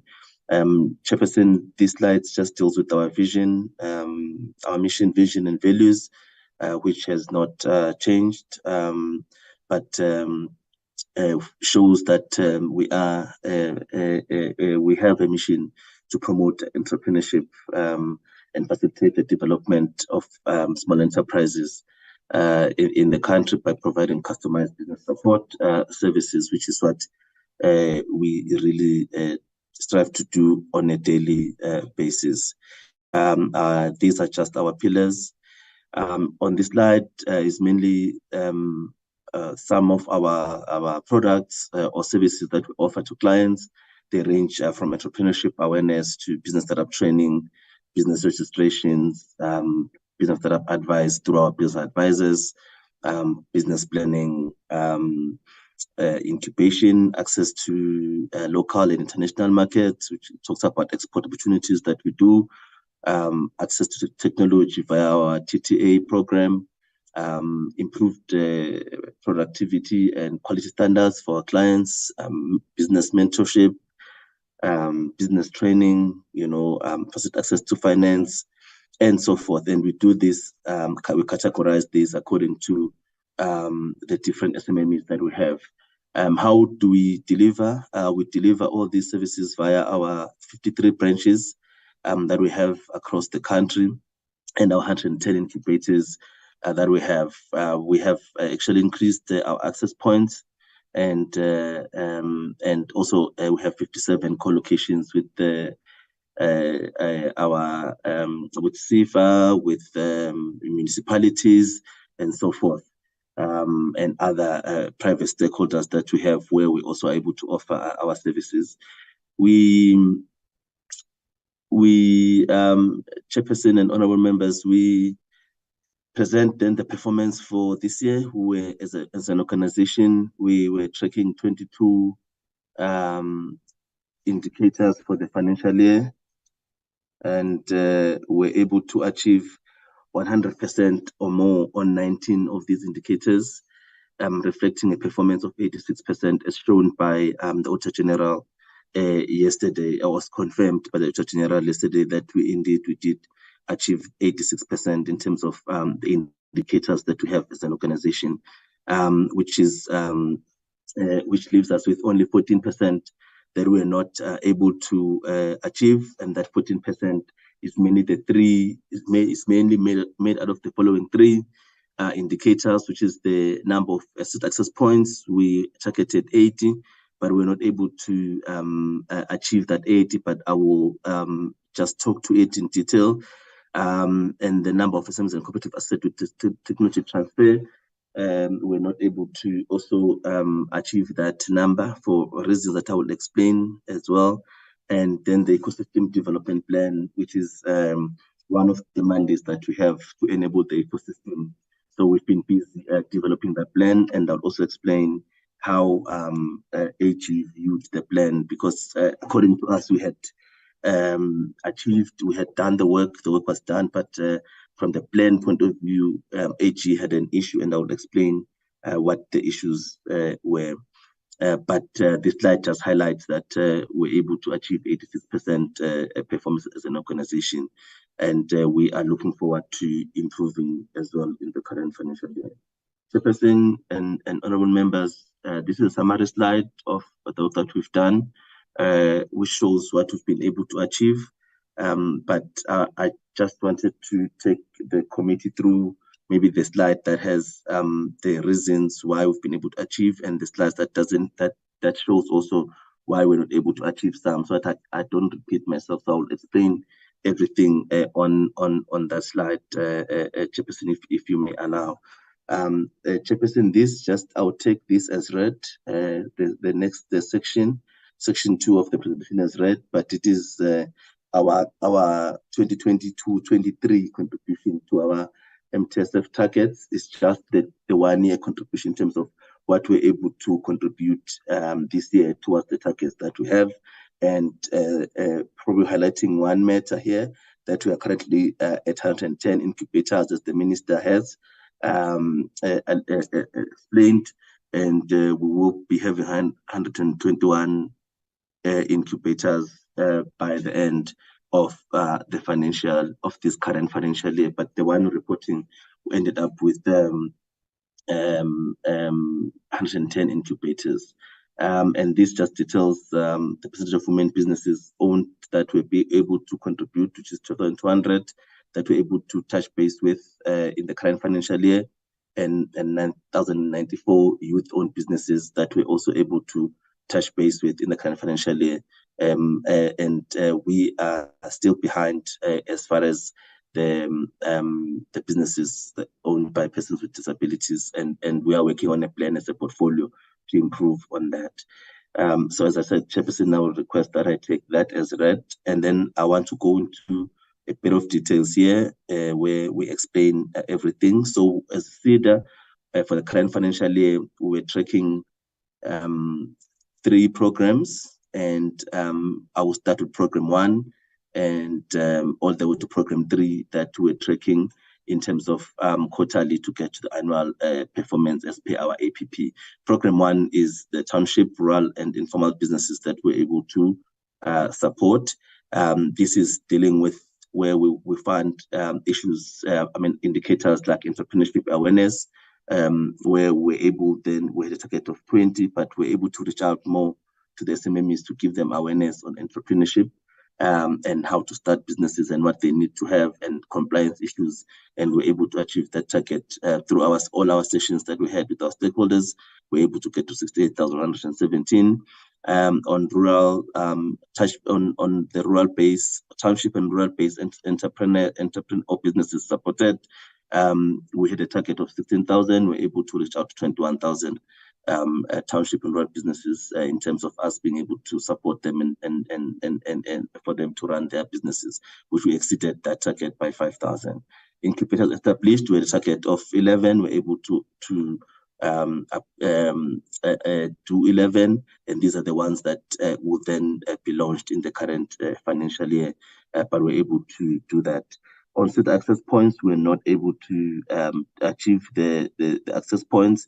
And Chairperson, the main reasons here, with a target of 8, we're able to do 40 as audited by AG. The main reason here is that this work, we do it via different partners.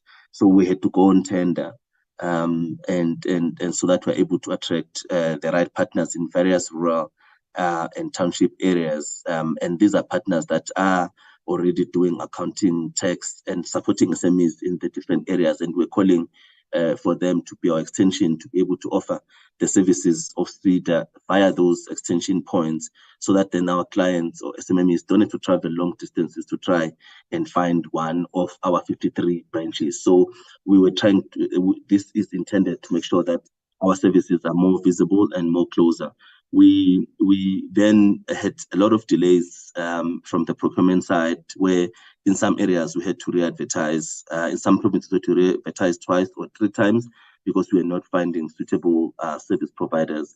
But I must say, Chairperson, that as at the end of September, we have signed with the whole 80 service providers, and now we are looking at branding, looking at preparing for branding for these access points, and also making sure that we train the service providers so that they aligned to what we do as SEDA. And I must say that this is where also on some of them already we are collocating with SEFA, and we're planning that in all of them, SEFA will also be present, and we'll be able then to reach out to the township businesses that we need to, and rural businesses that we need to reach out to, and be able to meet and exceed the target that we have in this. And we believe that these access points are key in assisting us to achieve our township and rural businesses mandate as a portfolio at large, not just only as SEDA.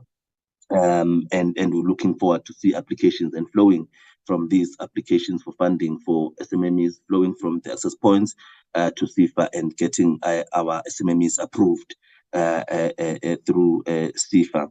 So we will be, and SEFA also will be doing training on these access points to make sure that everything is aligned, and that whatever is done there then filters through, and the client, there's feedback to the clients as well that would have applied through these centers. Chairperson, the next one that we're not able to achieve is the ecosystem development plan. This is where we are developing a plan of how to put all stakeholders in one platform to make sure that there's alignment via the DTM model, and that between ourselves and all stakeholders involved in funding SMMEs, there's alignment. We avoid duplicates, but also SMMEs get to know where to go if they need particular services, and they can then be able to access the services online. This will be supported by the platform that the DG also spoke about, to make sure that we improve our access in terms of accessibility. The only issue here, the work was done according to our calculations, but it was an issue of just the plan itself, because we're able to do the work that we set to do for the whole year, but the AG found that they had an issue with just how the plan was developed, not the actual document. So then they reduced this to 6%. But we have moved in terms of doing everything that we needed to do, and we'll continue because this is important work. Chairperson, Program 2 is business viability, business competitiveness and viability. This is where we're tracking access to local markets. We're able to achieve that and exceed the target. International market, supporting business to participate in international markets, we're also able to exceed the target by 1,559. And in terms of incubation program, the minister did say that we did 2,507 incubatees that were able to be supported through our incubation network. As an organization, Chairperson, we're not able to achieve the number of the indicator on the number of SMMEs and cooperative assisted through the TTA program, which is our technology transfer assist program. That's what the TTA is. And this program is really meant to assist SMMEs with equipment so that then they can improve productivity, especially at an early stage of business. And the reason why we're not able to achieve this is because of budgetary constraints. We had worked on an average a request or an average grant per client, but when we got the average value per application was higher than what we had budgeted for. But based on that, we couldn't as an organization say we're not approving these applications. So because of that, then we were only able to do 32 and finish the budget that we had. Because if a client asks for an equipment of 1 million, and there's no way you can then do half, we have to give the client that equipment. But then we continue to try and prioritize this in the new financial year. But it was just more of a budgetary constraint from our side due to the larger values that were being applied for from our clients. And quality improvements, issues like HACCP and quality management controls, we continue to assist our clients on that. And Chairperson, even on this slide, we continue to monitor the improvement in overall SMMEs. We're able to do well, and then we're able to create 533 jobs and sustained 2,541 jobs through our interventions. And Chairperson, the next one, this indicator, is about scaling up. We had looked at businesses that require scale up, and we said we're targeting to at least assist 100 businesses to scale up. That is a high growth potential businesses where we help them and make sure that they close market or they increase their sales, and we help them close the deals in terms of getting new markets and getting new equipment so that their businesses can grow. We're able to achieve that target and exceeded it by 87.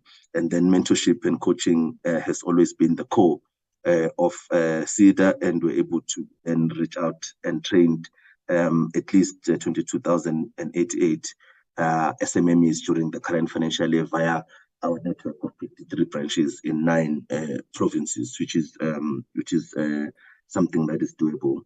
The next program, Chairperson Administration, I will not go into details because this is just more administration.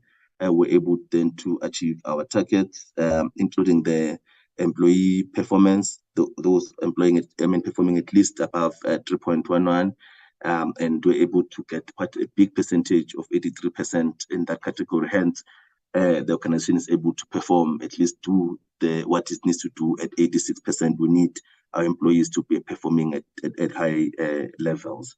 Chairperson, I would just leave it there for the performance achievement of 86%. But as I said, the few things that we're not able to achieve is what we are now working on, which is just 3 targets that we're moving with speed on them. So, Chairperson, I would then maybe end here, and then the CFO would come in.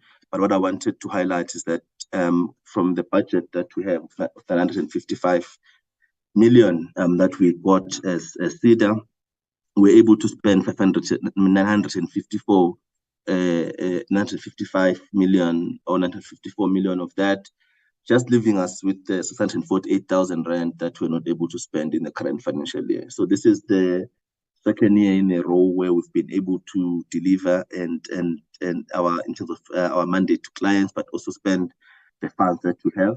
And as there was a history of underspending prior to 2 years ago, and we have managed to make sure that service delivery to client is maintained at high levels, and we have been able to spend the funding that we're given. As you can see, in last we only left with 5.2 million, but this year we've reduced that even further to 748,000 that we were not able to spend.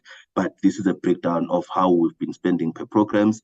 with the program 1 getting the most of the budget, 440 million, and program 2 getting the 218 million, and then administration at 195 million. So we are putting money into, we're allocating most of our funds into servicing the SMMEs in township and rural and informal markets.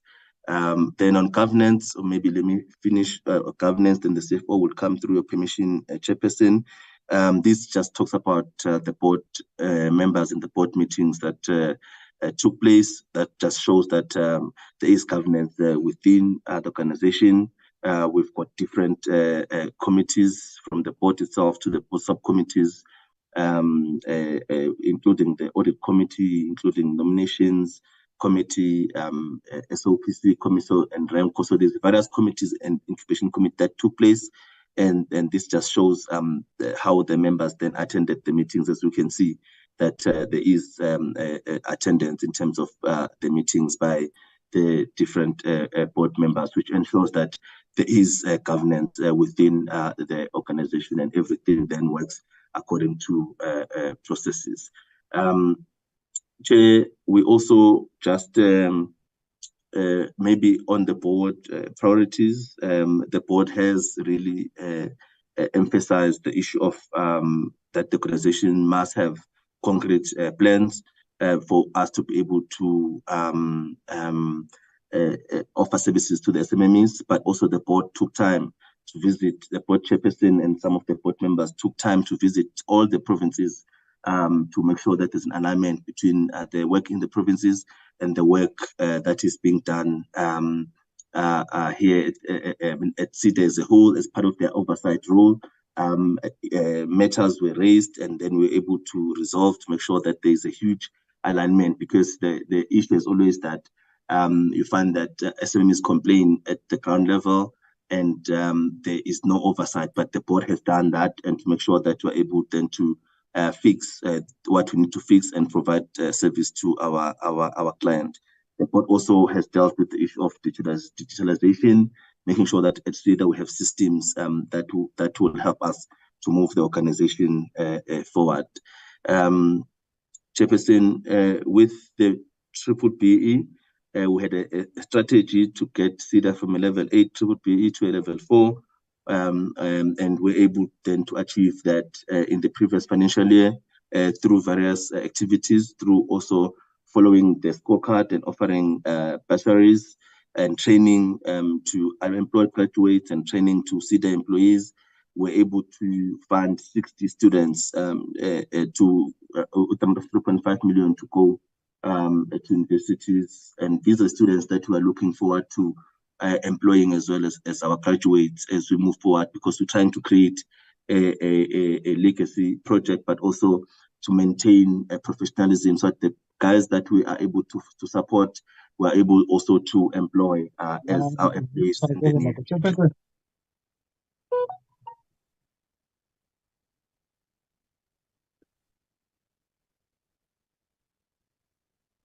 Are you done, CEO? Oh yeah, Chairperson. I would not touch. There was a voice. I thought the chair was talking, or the honorable member was talking. But on HR, we were able to be within the 7.5. I mean, we're able to be within the 10% achievement in terms of our vacancy rate. So I'm just trying to move as quickly as possible, and then maybe give the CFO an opportunity to deal with the financial information at high level, including the audit outcome for this year. Then we'll be done, Chairperson. Thanks. Through you, Chair, if the CFO could come in. Thank you. Thank you, CEO. CFO, take us through financial issues. Thanks, SEDA, for your performance, more special on spending. I believe you will improve during the coming year on the issue of alignment, because that's what is important. You must make sure that you do oversight on all those projects. We understand that you are understaffed, but try your best, because without you, the department and CIFA is nothing. So thank you so much for the annual performance report. Can we invite now the CFO to present the financial report? Thank you. Thank you, Honorable Chairperson. Greetings to the Honorable Minister. Greetings to the Honorable Committee members, board chairpersons, and the colleagues on the online platform. I'll take you through the financial and the audit part of the presentations today. I'll start with the first slide, which is an analysis, the comparative of the budget versus the actual for the financial year 22-23. In terms of the total revenue, our final budget for the 22-23 was an amount of 955.2 million. As said, then the actual achievement for the revenue, we have achieved an amount of 956.87 million, therefore exceeding the target by 0.17%, which is 1,666,000 in terms of the rand values. The overachievement of the total revenue are mainly from the earnings on the projects and the sundry income amounting to 1.67 million and 1.33 million respectively. Then on the expenditure side, the total operational budget for the financial year 22-23, we have a budget of 951.499 million, and the actual expenditure incurred for the same period, we have spent an operational expenditure, an amount of 951.17 million, that resulting in the 0.03% underspending, which is an amount of 332,877 rand.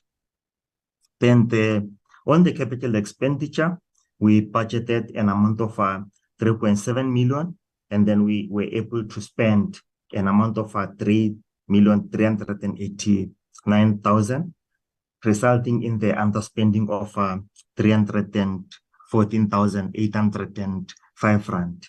Then for the total entity budget for the operational, including the capex, we budgeted an amount of 955.2 million, and we spent an amount of 954 million, which results in the underspending of a total overall of 0.07%. And then in terms of the rand, we did not spend 647,000. Then the total spending for the financial year is 99.93 in the 22-23, which is an improvement from what we spent last year. We've also spent an amount of 99.56% in 21-22. For the 2 consecutive years, we were able to spend all our budget.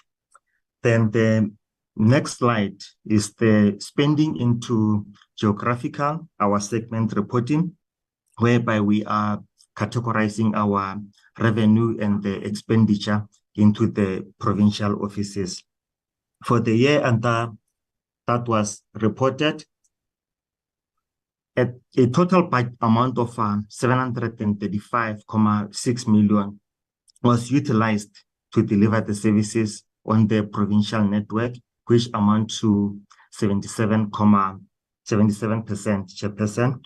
Then it's important to note that the 2 provinces, which is the Eastern Cape and KZN, were allocated an additional budget of 60 million, which was once off for the implementation of the floods relief program in line with the floods disaster that was pronounced. Then the next slide is the statement of the financial position, which is our balance sheet. On this slide, we are indicating that the entity's financial position has declined from 273.49 million in 21-22 to 154.96 million in 22-23. And then the main reason for the decline is that all the liabilities that were carried over from financial year 21-22 were settled in 22-23. And SETA is a service-oriented entity. It utilizes all its budget year on year without accumulating the surplus. And this was achieved in the past 2 years. And then the total net asset deficit has improved from 13.37 million in 21-22 to the 7.66 million in the financial year 22-23. Then the next slide, Chair, we are reporting on the fruitless and wasteful and irregular expenditure.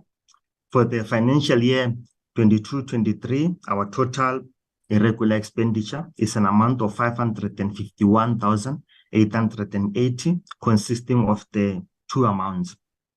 There was no irregular expenditure in the comparative year, financial year 21-22.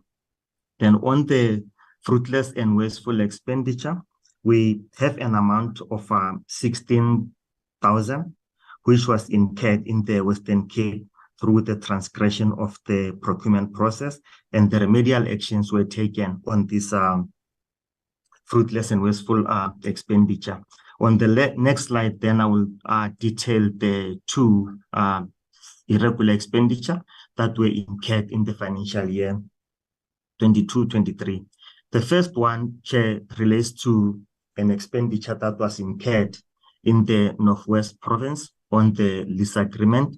The branch has continued to occupy the office after the lease has expired, and then the payments were made, and then the total expenditure for this occupation of the office space by the branch amounted to 497,880 rand. There is no financial loss in this one, as the value for money was derived due to the branch occupying the office. However, as due to the expired of the lease agreement, it was then concluded to be the regular expenditure. The second one is the procurement irregularities at the Northern Cape Province, whereby a purchase order was issued after the service was delivered. Then it's important to note, Chair, as presented by the Auditor General last year, that there's an amount of 4.9 million that is still in progress to be resolved. This is a matter relating to the 2015 financial year. The management is implementing the disciplinary process on this matter. We can move to next slide, CEO. Then the next part of the report is the compliance report, whereby we are reporting on the payment of the suppliers within the 30 days prescribed period. From the total of the 14,587 valid invoices that we have received, the 14,576 invoices were paid within the 30 days period, resulting in the 10 invoices paid after the 30 days period, and one invoice is under the dispute. Then the remedial actions were taken against the responsible officials who has caused these 10 invoices to be paid late. On overall, we have paid 99.96% of the total invoices within the 30 days regulated period. Then the next slide, we are reporting on the SETA's audit outcome for the financial year 22-23. The overall audit outcome of the SETA is the unqualified audit opinion. The audit comprises of the three components, with the first being the financial statement. With regards to the financial statements, we have been able to achieve the clean audit for the past 3 years, from 2021, 2022, and 2023, as shown with the sign that it remained unchanged. Then the second part of the audit or component of the audit is the audit of the annual performance report. Only one program was selected for SEDA to be audited, which is Program 1, Township, Rural, and Informal Businesses. The outcome of the performance information is an improvement as we have moved from the adverse audit opinion that we obtained in the financial year 21-22. Then on the third component of the audit is the compliance with the legislation.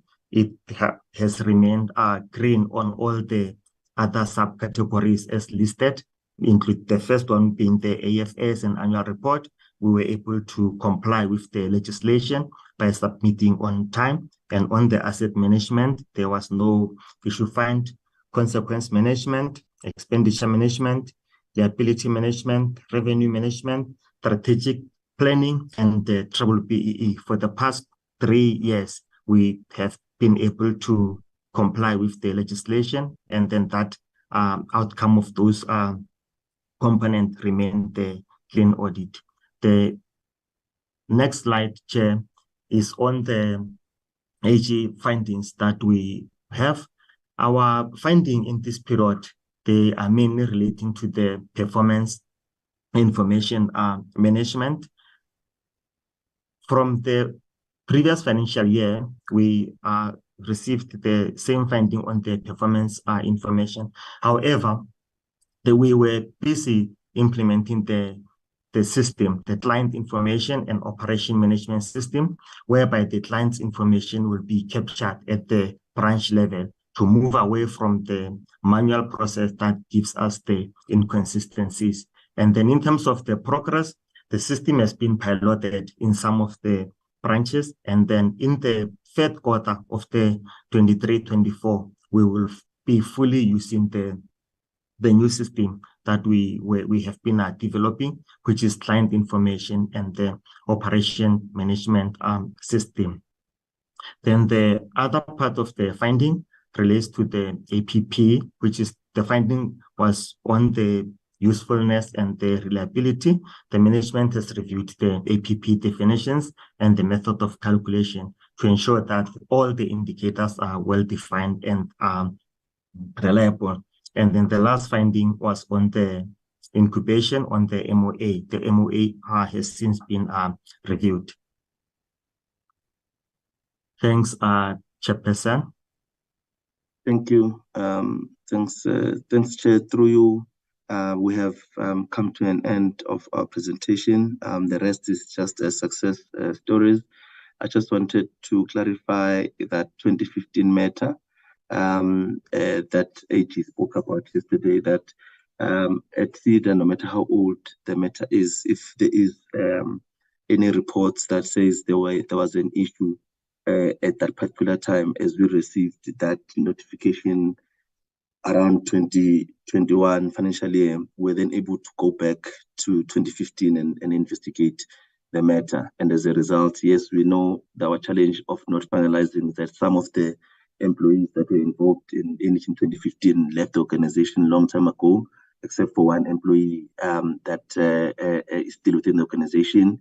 And because there was only one employee left, there was then an issue of us being interdicted into disciplinary hearing taken to the CCMA. But we are poised to finalize the disciplinary hearing. We are resuming again next week, so that we are able to finalize this matter and get it done with. That's where AG was coming from as far as what they were presenting yesterday. It's not a current issue, but it's an old matter that we're looking at. Thank you, Chair. Thanks, CEO. We trust that the matter will be concluded, also to gain confidence to our people, and also to condemn issues of corruption and fraud that were really against it. So we'll appreciate that, although in future we need to make sure that where there are issues we find ourselves in a position to can conclude those issues, so that remedial action be done, and also to indicate to our people that were hard at work, we condemn such behavior. So we really appreciate. Thanks for the presentation. At this stage, I will invite honorable members to engage with the three reports. Braking, you'll assist me to identify hands. Thank you.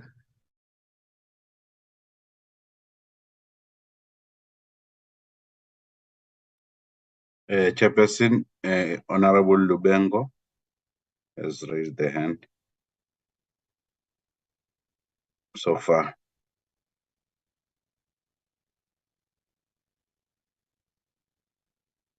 Honorable Zungula, Honorable Tromelang,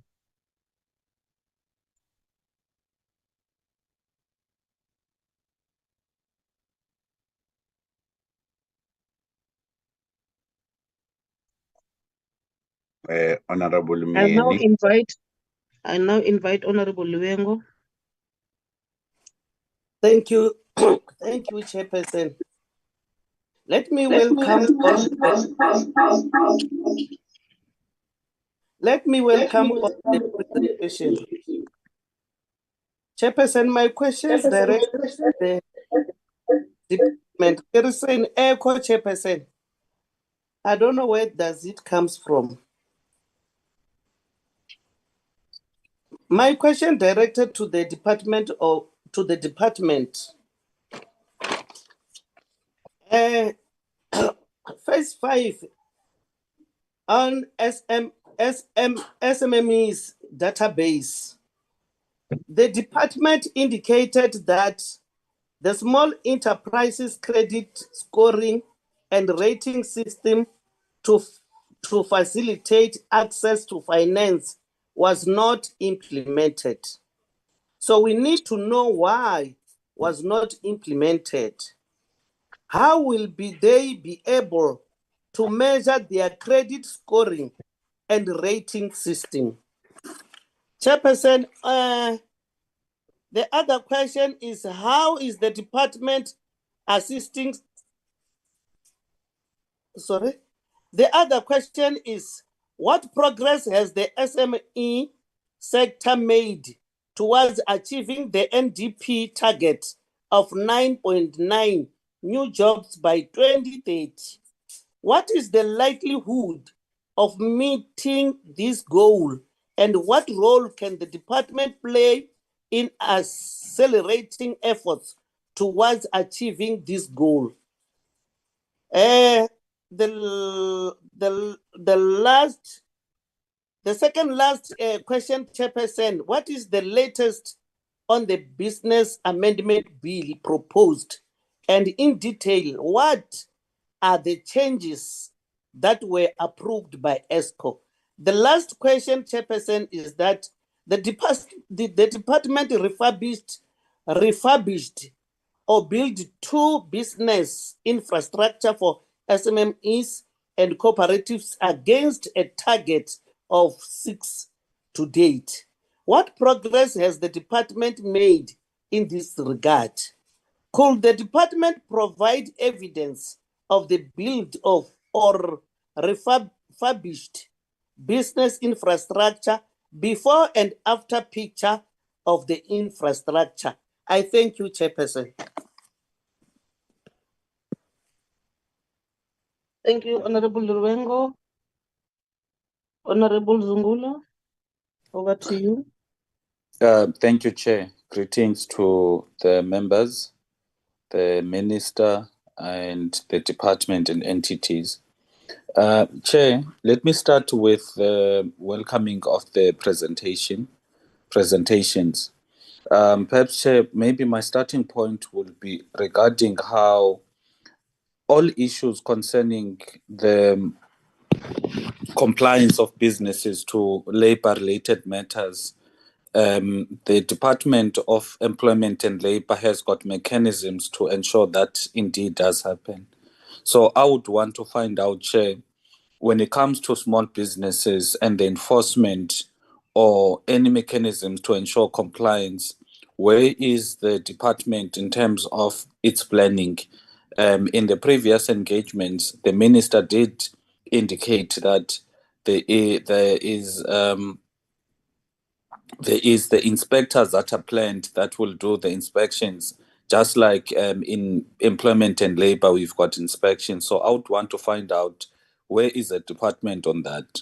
Secondly, Chair, as the previous honourable member stated, the importance of the small business in terms of the creation of jobs.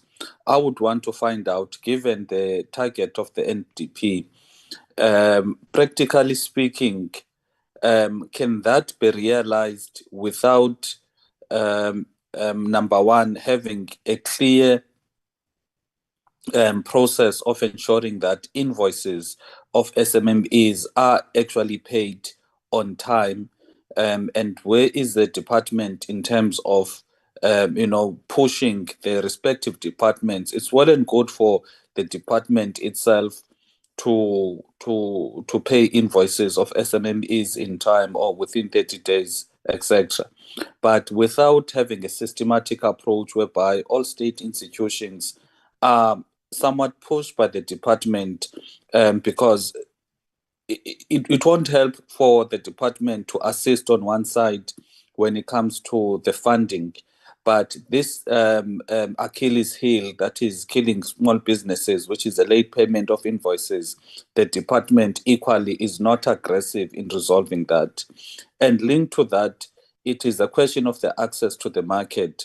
Where is the department in terms of agitating or pushing for the state institutions to procure at least a certain percentage of their goods and services from SMMEs? Because if SMMEs do not have access to market, then all of this funding is going to be difficult to sustain, because they will not have anything to live by. So those were the few contributions from my side. I thank you.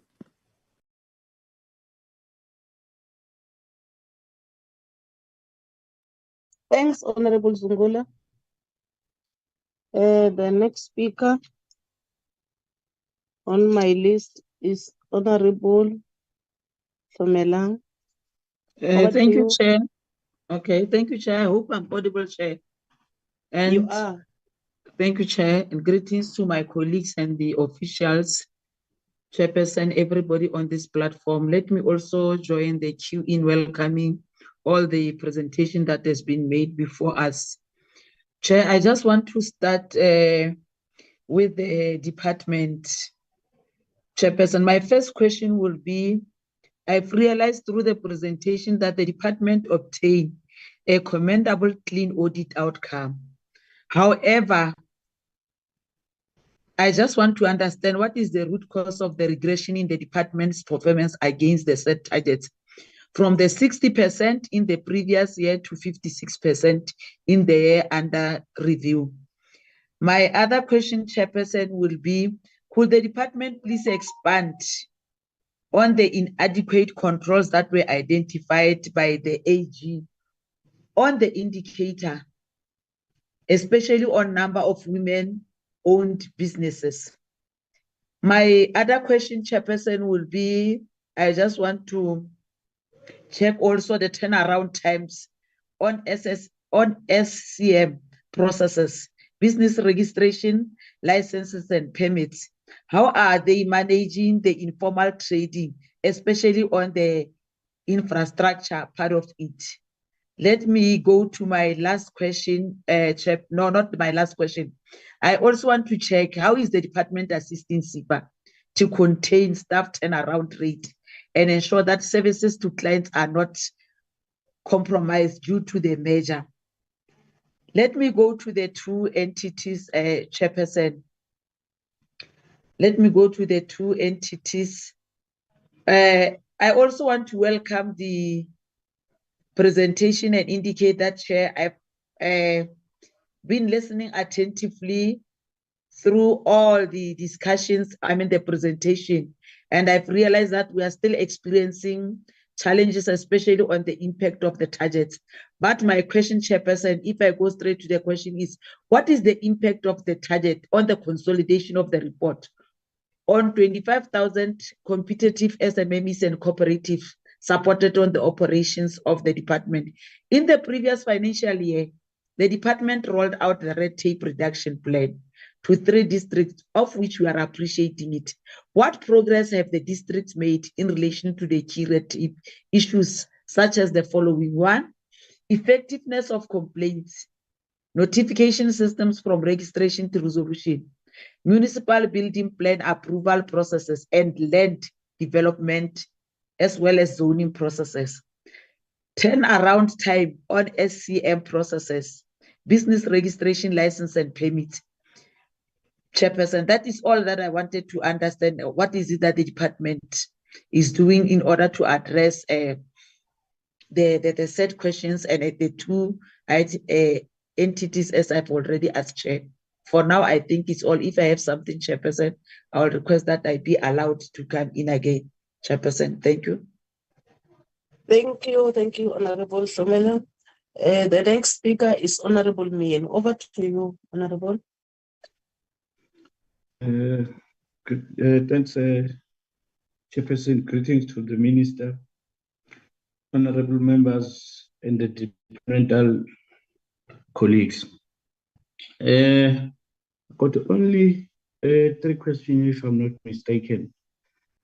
The first question, Honorable Chair, is that what is the department position on the competition between CETA and the ITC in the SME finance sector?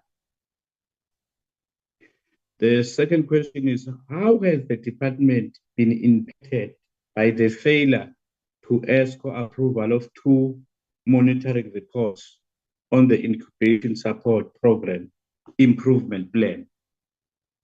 Then lastly, exactly what kind of financial and non-financial support did the department give to cooperatives? What was the value of the financial support? I thank you, Chairperson. Thank you, Honorable Mien. Bracken, do you still have any other hands? Yes, Chairperson, there's Honorable April. Yes. Only. Thank you. So far, Chair. Yes, Honorable. Okay. Honorable April. Sorry, Chairperson. I'm standing in the wind because network is down in my area, so I had to travel somewhere to come and ask my questions. So I will not even open my screen. But let me take this opportunity to thank the department and the entities for the presentations. I've got a couple of questions that I want to ask. The first one goes to the department. I want to say that during COVID-19, it came with a lot of uncertainty in the economy, where the department managed to achieve the highest score of 86% during COVID. But for the year under review, the department had 25 output performance indicators and managed 14 or 56% of its set targets, and 11 or 44% of the 44% of the targets were not achieved. Can you please elaborate on this, as one might expect a high score when we are not in COVID-19, and then now during this period, the score is so low?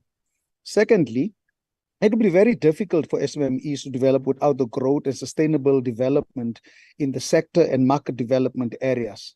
What are the leading components for the department to lack in this area, as it shows that only 33% was achieved of the prescribed targets? And what is the plan to improve this? That was very important for me, Chair. I also want to check with the department, what steps did the department take to improve the plight of SMMEs and other enterprises that were owed 6.1 billion by provincial and national department at the end of March 2022? Chairperson, I further want to ask, what is the impact of the target on consolidation of the report on 25,000 competitive SMMEs and cooperatives supported on the operations of the department? I know that I may be asking a lot of questions, but we did take some time to listen. So another question is, could the department provide a detailed update on progress made by the change management team that is responsible for the merger, particularly in the integration of personnel? How far did the department come from concluding the merger? When will we really see this merger happen? Will it happen now? Will it happen in our term? Will it happen in the next term? Give us some feedback and update with regards to this. Chairperson, I would also like to come to SEDA and CIFA. Just give me a second there. I want to check the effectiveness of the TTA program after equipment has been procured. Does SEDA track the progress of enterprises that have been supported through the TTA program? If so, what are the findings and observations after 2 years of support? And of the number supported, what is the success rate after 5 years? And lastly, what I want to check is the current year, this TTA, has it been rolled out? Is it or is the fund still stuck nationally, or is the funds in provinces? Because it seems like the rollout of the TTA program is currently very, very slow. We want to have an update on that. I thank you. I'll have another bite if needs be. Thanks, Chairperson. Yeah, you're right, honorable member. You are doing oversight, and I'm happy if the honorable members are active like you are doing. It really shows commitment. That really makes me happy. Do we still have any other hand, Brakin, so that I may allow the department and the agencies to respond on those questions? Yes, Chairperson, there's a hand from Honorable Babadwa. I mean Honorable Matulelwa. And then I see the hand of Honorable Tlomelang. I don't know whether it's a legacy hand or she raised No. for the second time. Through Chair, it's not a legacy hand. There are 2 questions that I left. Okay, I will give you opportunity after Honorable Matulelwa. Honorable Matulelwa, the stage is yours, my dear.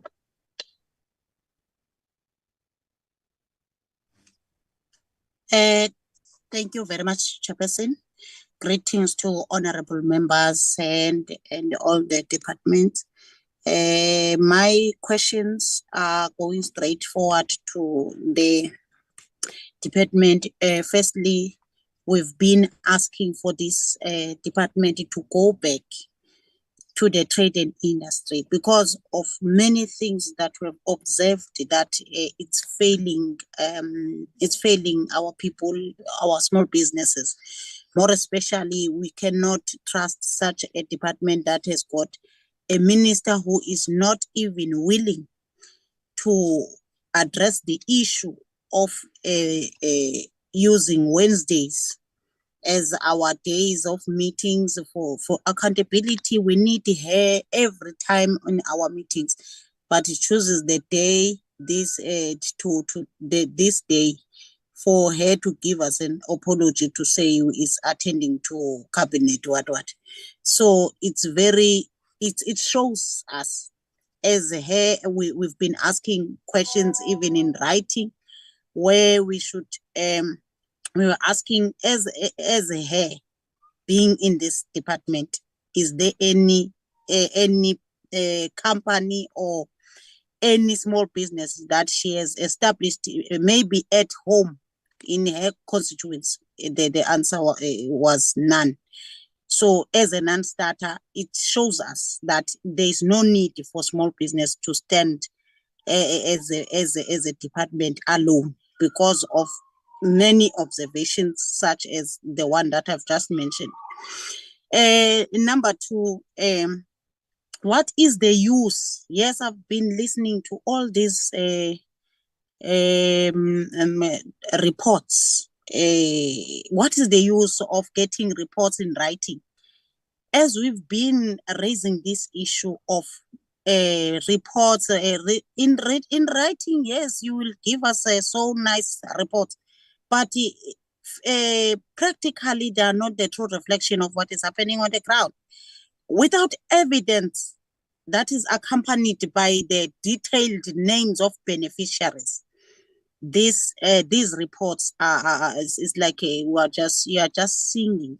You are not different from the artists that are singing, because there's no evidence. We know that in this department it happened in Mount Freya. It happened that we grabbed this the ghost beneficiaries in this department that were named, and we were told that this percentage was given. And then when we go deeper for the oversight, we found out that there were ghosts.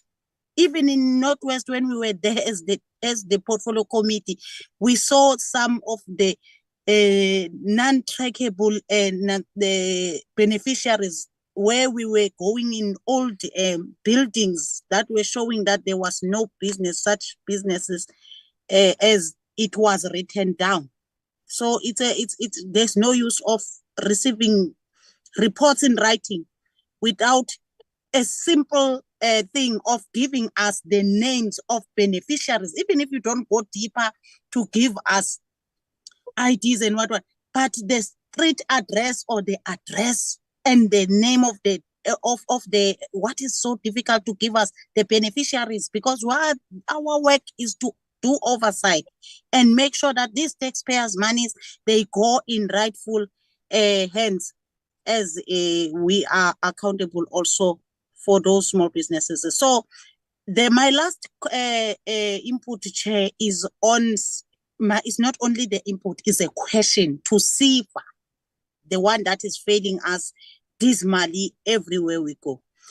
So I just wanted to ask SIFA, do SIFA think is fit enough to again be given taxpayers' money after many indications of incompetence proven by oversights and all of our meetings we've been proving them that they are failing?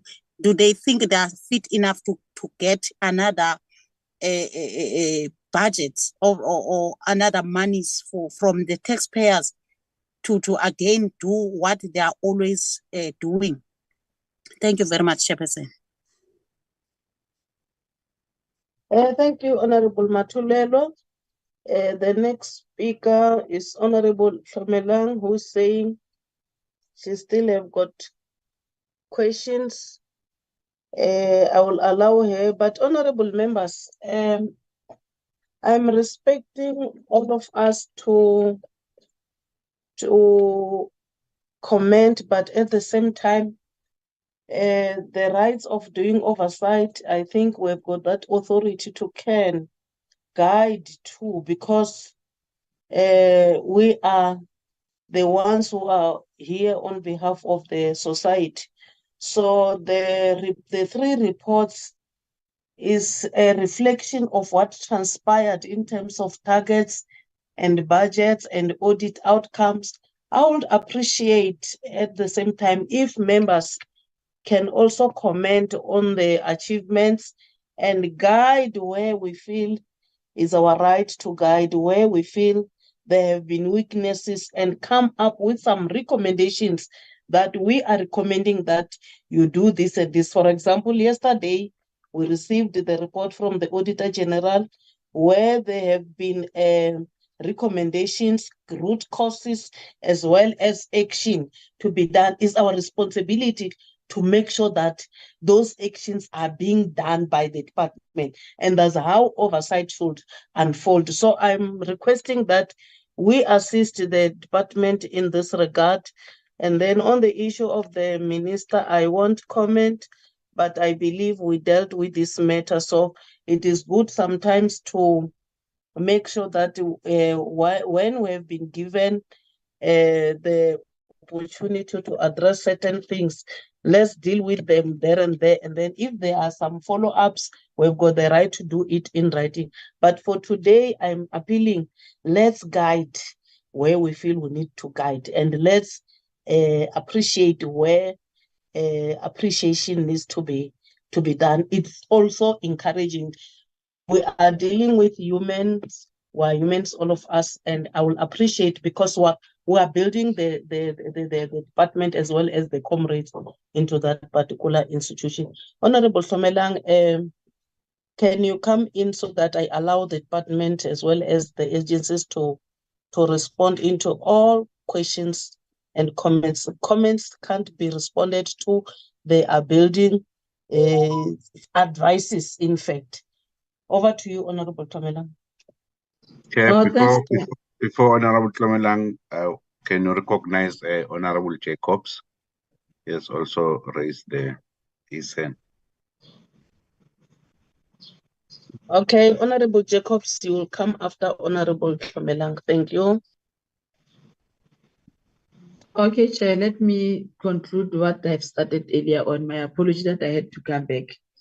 But Chair, I've realized that there was a challenge in terms of the challenges that were identified and as well as plans to deal with those challenges. But my interest was in the CEDA, where I wanted to check what is the main challenge that affects informal businesses in township and rural-based communities to not be able to compete with urban-based informal businesses, Chair. As you have correctly said it, Chair, that we need to come up with suggestion. I think for now, one will not be able to do that, but I think that it will be the right direction that we'll have to follow in future. And if we have something, we can still submit to the secretary of the committee so that our inputs are also considered. My other question is that, Chair, can we have a clear quantitative analysis provided on the cooperatives, how they have gained market, of which is one of the achievements, market share to be able to compete in the local and international market so that we can improve where necessary, Chair? That is the two questions that I think I could not ask earlier on, Chairperson. Thank you, Chair. Thank you, Honorable Fomelang. Honorable Jacobs, the stage is yours. Thank you. Thank you, Chair, and greetings again to all the colleagues and everyone on the platform. I also want to start by just commending the leadership of our minister and the department, the DG and the entities.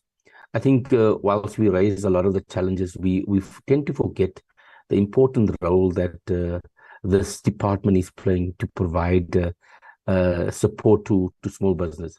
I just got this one stat. Since the financial year of 2019 to date, CIFA has disbursed almost 7.7 billion rand to almost 300,000 SMMEs, which is the majority of them is informal business, micro enterprises, and township and rural-based businesses. I mean, so that is a massive achievement alone, Chair. Even though we as members, we focus a lot of the questions on the challenges, I think we must just let that sink in, that without the role of this caring government and with this department, small businesses, especially black businesses, wouldn't have be given a hand up. You know, there's about more than 18 million South Africans on the welfare. I mean, the stats is clear. But we're also saying that we want to create an entrepreneurial society. And without these entities, and despite the work that they have done, the challenges, I think we need to commend them. There's no regression in the audit outcomes. But I think what we want is just constant improvement. So the questions that we also geared towards that constructive criticism that Minister spoke about. So that's our role, but we also need to pat them on the back. And so I want to start there by patting the Minister and her team. Well done on a great job for this financial year and all of your performance indicators. And Minister is quite correct. The performance indicators doesn't do justice to the hard work. She goes out, she touches the length and breadth of our country. Every week she's in a different township. Every week she's in a different area. And so I don't agree to say that there's no use for this department and its entities. I think there is room for improvement. There's room for coordination. And I think that's the key thing that we want to ensure. So, Chair, here's some of my questions quickly. I think there is some slight challenges around the IDC and CIFA.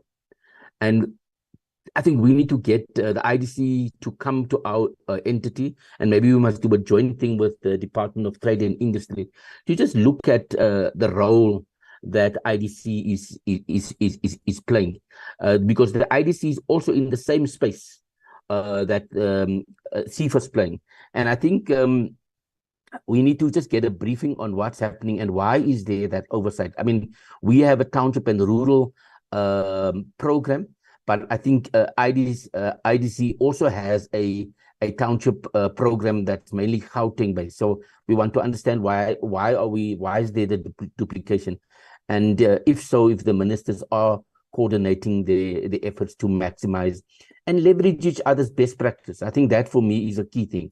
If we in CIFA is doing something really great, let's leverage that, and vice versa.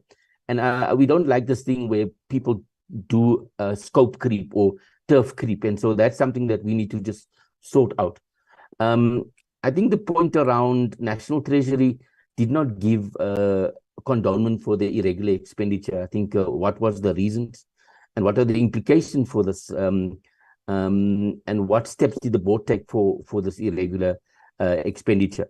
I think the one thing also I want to ask is the recommendations of the 27 forensic firm of panels, and the consequences if the department or the entities can just focus on giving us feedback on the ongoing consequence management in relation to these investigations that the panel has done.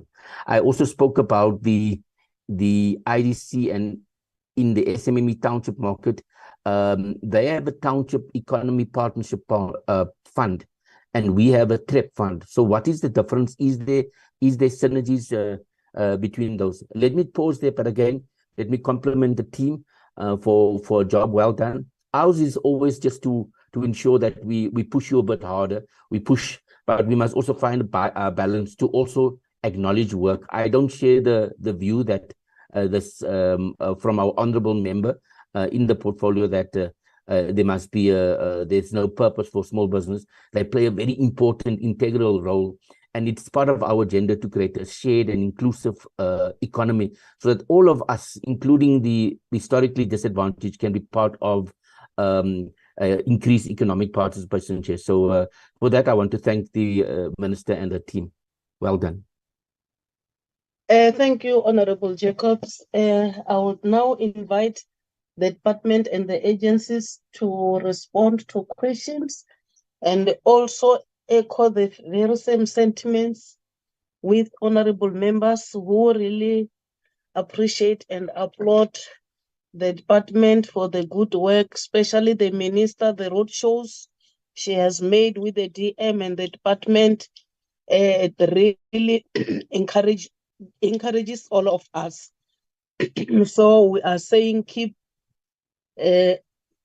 doing the right thing. That spirit is reviving, and we really understand the issue of regression from CIFA because the CEO and the CFO outlined clearly on the negative impact made by the load shedding, but we appreciate that you are coming up with some turnaround strategy on how to improve to make sure that money is coming back to the department so that we can be able to assist others. So we really appreciate that you are saying you are not condoning any payment, but you are extending a period that when things goes well, for example, if we may be able to deal with the issue of load shedding, which is really troubling our small businesses, you will go back to your initial position. You compared it with the past 3 years. So we understand that, but try to make sure that all recommendations by the Auditor General are being adhered to, more especially controlling the issue of loans. So we believe and trust that what you are presenting to us today is what you will be going moving forward, implement, so that our people are being assisted. We don't want them to remain being small businesses. We want them to grow. So I'm now inviting the department under the leadership of the DG. I don't know whether the minister is back or not, but DG, you may start and then your agencies will follow. Thank you. Thank you very much, Chairperson, and thank you for the questions. The DGs are here in case there are questions that we have left out, and they will be able to then assist accordingly. But very short answers, but also precise. But again, let me just welcome the comments regarding the work that we are doing and that it is appreciated. There was an issue regarding the regression, if I start at a high level. And from my observation, again, as a new or not so new person, I think one of those issues was the issue of that I spoke about, the issue of the vacancy rate, which is something that I've said we are working on so that we can be able to then deal with all these matters and that are making us to have regress. Because once we are fully staffed, we were nearly disturbed by the letter of Treasury of the cost containment, because that was going to make us not to be able to fill all the positions. But now, because all the critical positions they are allowing us to fill, we will be able to work on these particular matters. And on the issue of the merger, again, I know DG Mohoto will want to touch on that. We have actually moved. We have moved, and the target date is the end of March 2023. But we have already started working together, and there are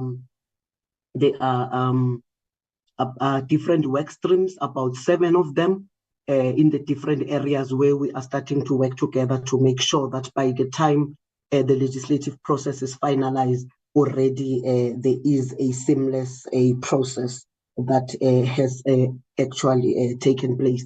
On the issue of, but there is something else, a comment that I would also want to make in one of the questions that was asked. To say again, it is a fact that about 7 million of the 15.6 people in South Africa are employed by SMMEs or self-employed. And one noticed that this is growing as an overall percentage of all employed persons. But again, I know that we need much more scale of support to align with the NDP target. Also positive is also South Africa is becoming more entrepreneurial, and it is a fact that we cannot deny. And also, as I was looking at the GEM report, I was encouraged to see that we had 1 million entrepreneurs in 2001, and we now have just under 4 million entrepreneurs. So the data itself is actually showing, and numbers don't lie, data is showing that there is a positive trend in this particular space. There was a question on compliance. If I understood the question very well, is that what is it that you are doing? And that minister commented about the issue of inspectors. And again, on that one, I must comment that we are working with SALGA and COCTA and also municipalities on business licensing. Also, new business licensing, the new business licensing amendment bill will also give the department more authority to streamline business licensing and enforcement. And hence, we are pushing for that, to be able to have that power and that leverage. And on issue of the access to markets, yes, we are doing a lot as a department in terms of export support, focusing on BRRRR, ACFTA, ESD partnership with corporates, transforming supply chains partnership with also Proudly South Africa, which is something that we are currently busy with at the moment. So all those are the good stories to tell. And in terms of the issue of the phase 5, it was finalized phase 4, but again, there was an issue of the funding. And I know that Ms. Mbatha will maybe quickly expand on that particular one. And on the business amendment bill, how far we are, we have received comments just yesterday from the Stott Leo advisor, the Oxler, and we are looking into that to then be able to respond and see that how we can, as a department, respond and meet our timeframes accordingly, because this is very important for us to be able to do the work that we do. But I think maybe let me allow in less than a minute DDG Mujalifa to also comment, and followed by Bali and Miss Vincent. DDG Mujalifa, through you, Chair. Thank you very much. Thanks very much, DG. And I think indeed you have covered me in terms of the measure, but just to indicate that everything I think hinges on the finalization of legislation. There's a process work that we are doing with the entities so that we can finalize some of the areas through our work streams. However, we really have to push the issue of the legislation going forward, because once we actually pass the legislation, it will enable everything really to fall into place. And then on the issue of on the question of the two infrastructure target against 6, this is one of those targets that really we are reviewing because of the time lag in terms of the building of these infrastructures across the provinces. And there was a delay in terms of other infrastructure, but there's a progress that is being made during the reporting period. I think that actually gave us the data for this annual report. There was a delay in finalization. Some of the infrastructure that were built were actually half done, and some were actually close to finish. So there's quite some progress that has been made there in that front. And then maybe touching on a few questions that I want to put. I think the issue of the change management, I think DG has indicated, I think is one of the work streams that we have in terms of the measure that is looking at the change management. I think colleagues will be able to find a way of engaging with the staff itself and also change management processes so that we can be able to have a smooth transition in terms of this measure. And I'm just looking around in terms of what DG didn't cover in terms of the questions that I had. DG, I'm not sure if there's anything I'm leaving, but I think I'm covered what you wanted me to cover. Thanks. Thank you very much. Through you, Chair, Ms. Mbata.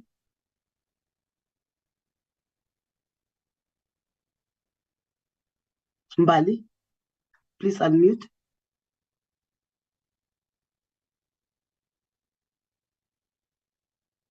We will take Ms. Vincent. Apologies, Chair, Ms. Vincent.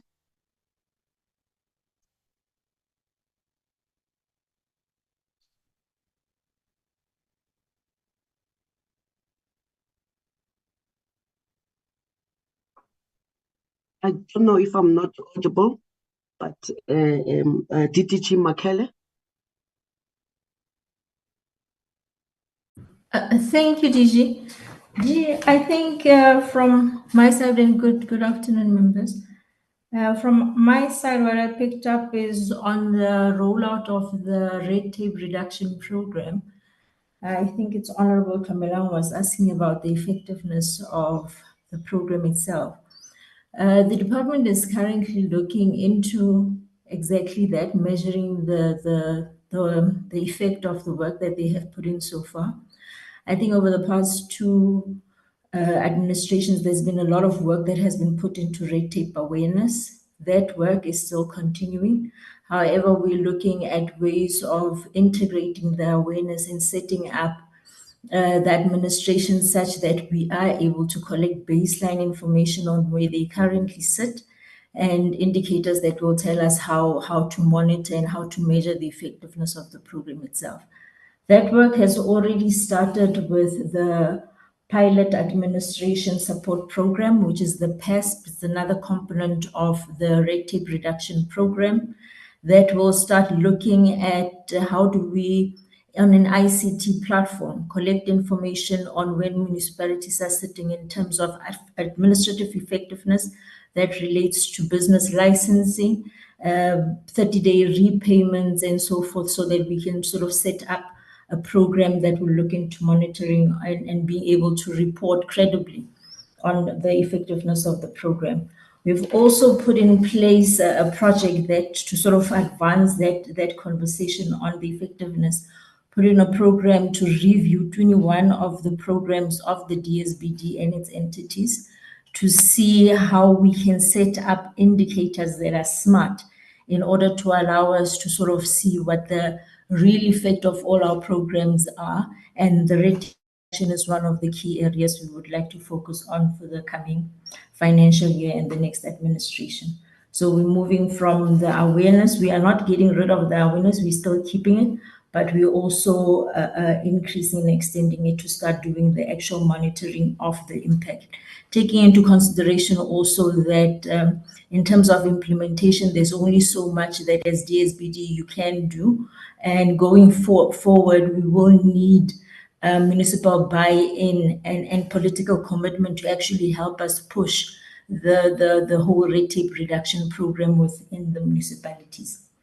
I think from my side, DG, that's all I had on the red tape reduction. On the business licensing bill, I think you've provided feedback on that. Thank you very much. Thank you very much. There was an issue on women-owned business. Zandile. Thank you, ADG. DG, excuse me, Zandile. Can you also recognize DDG Mahoto? Yes, his hand is up. Thank you. Oh, apologies, I didn't see it. And Ms. Vincent has also raised her hand. Is it possible for us to take Zandile as I was allowing them to respond because the other ones are coming back? Yes. I just wanted you to be sure that you recognize them in that order. Thank you. Zandile. Thank you, ADG, and good afternoon, Honorable Chairperson, members. There was a question that was asked by Honorable Tlomelang on the inadequate controls that were identified by HSA on the women-owned businesses target. And the three internal control deficiencies that the HSA indicated was one, talking to the annual report that was submitted to them at the end of May, or on the 31st of May, was not supported by the required schedules. Secondly, HSA indicated that the indicator or its validity could not be confirmed. And the last one was that the reconciliation of the reported achievement was not provided to them as we submitted on the 31st of May 2023. We, as the department, dismissed all the three controls that the HSA was raising to an extent that because of this one target and these three internal deficiencies that HSA was putting across, the auditors were giving the department a qualification. But because we proved to them that the information that they are saying was not provided was indeed provided to them, and it was provided right at the beginning when we submitted, which was the 31st of May, it was not even provided during the audit itself. The only thing where we were not finding each other with the auditors was the manner in which the information was packaged. And when we referenced the prescribing documentation of frameworks, we were then indicating to the HSA that there isn't one single packaging or one single manner that is accepted in terms of us submitting to the auditors.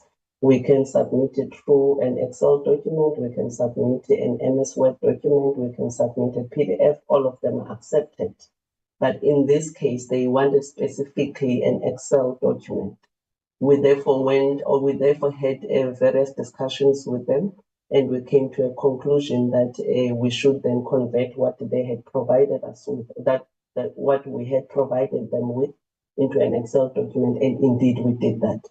Hence, then they came back to say, yes, indeed, they are lifting what they wanted to give us because of this three, which was the qualification. And indeed, we were able to retain the clean audit outcome and performance information. I just thought, ADG, I should provide that explanation. Thank you so much. Thank you, DG Muhoto. Then Dominic.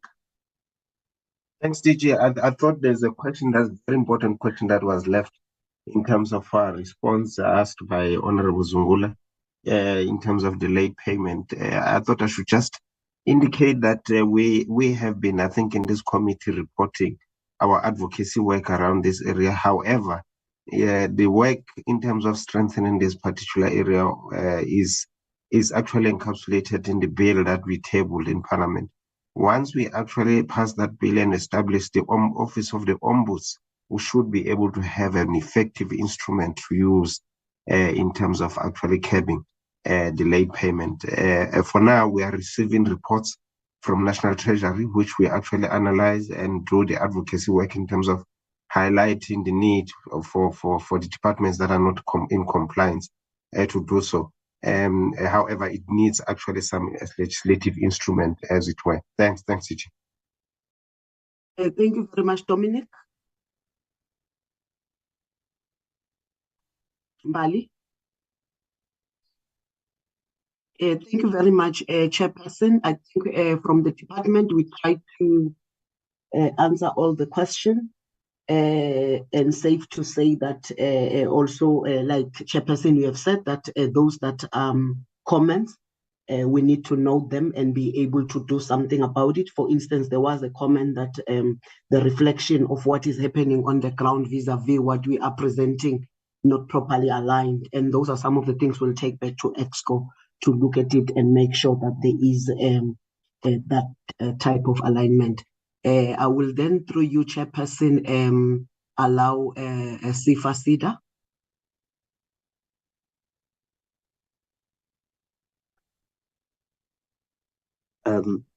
Okay, thanks, TG. Through you, Chair. We just maybe 2 or 3 questions. The first one was from Honorable April regarding the TTA. Yes, indeed, we are tasked with facilitating the program to give assets to SMMEs. We, in the previous financial year, we allocated a budget of 19.5 million, which we fully utilized and was not sufficient. This year, we have a budget of 10 million for the program, as the fiscal has been tightened up. So we, in this quarter, we are then adjudicating on the 10 million so that we ensure that the funds do go to the SMEs because it's due to be executed in quarter 3 of the financial year. The submission was at EXCO 2 weeks back, and we had some input. The team will return it in the next EXCO so that we're able to make the necessary approvals and distribute the funds then to the SMMEs. As I said, the funds are limited. It's 10 million for the whole country. So we need to make sure that we're able to distribute that, which will not be a challenge. Yes, indeed, the findings are very critical in terms of us visiting, because once we offer the clients TTA, they become then a SEDA client that we work with for a number of years on various things. Some they will then be producing, but we find that they need us to help them then with improving the quality of the product. So we assist them to improve the quality of the product that they're producing or production efficiencies. Some they ask us to assist them with market, but some they want to expand, and we're able then to refer those to funding institutions, and we're able to. There's a client that we had given TTA in the hair care product market, and I'm just giving an example so that I don't take too much time. When they started, they were doing well. We had to refer them to SIFA.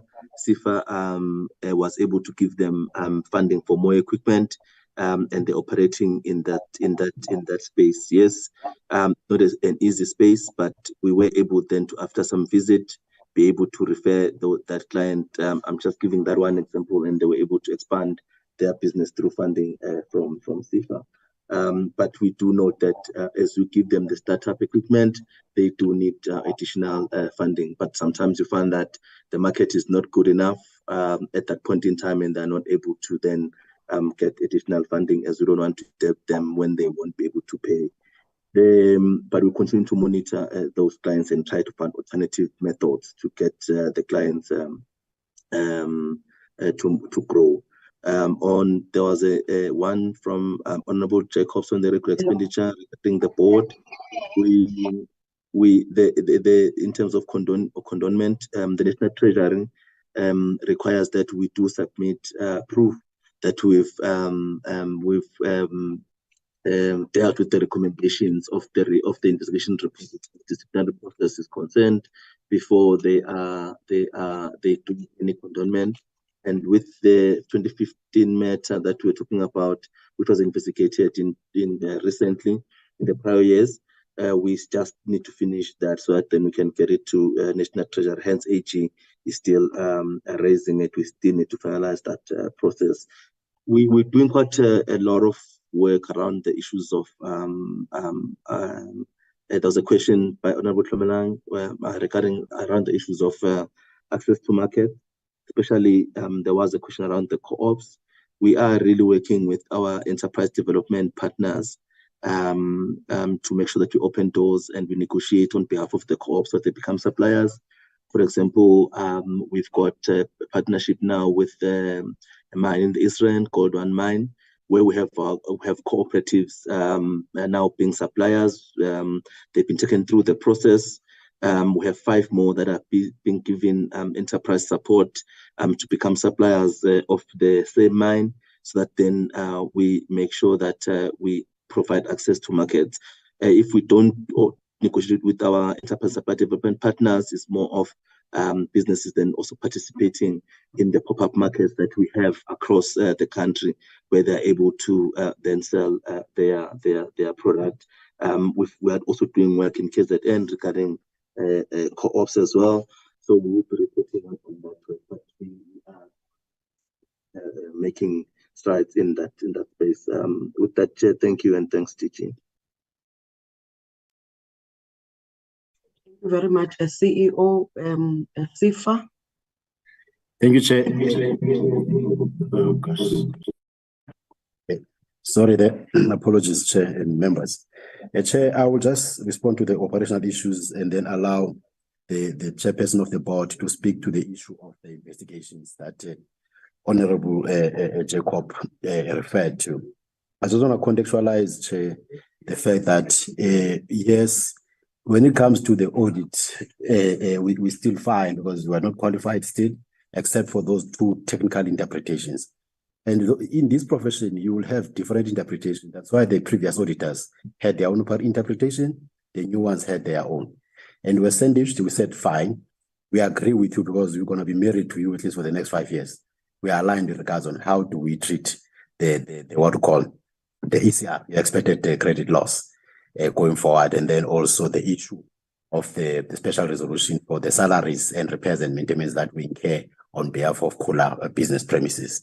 And Chair, the other issue is that the impairments, because of the nature, was it difficult to compare SIFA to the likes of IDC, NEF, and others in the banks, because we find startups, and the majority of our clients, they do not have collateral.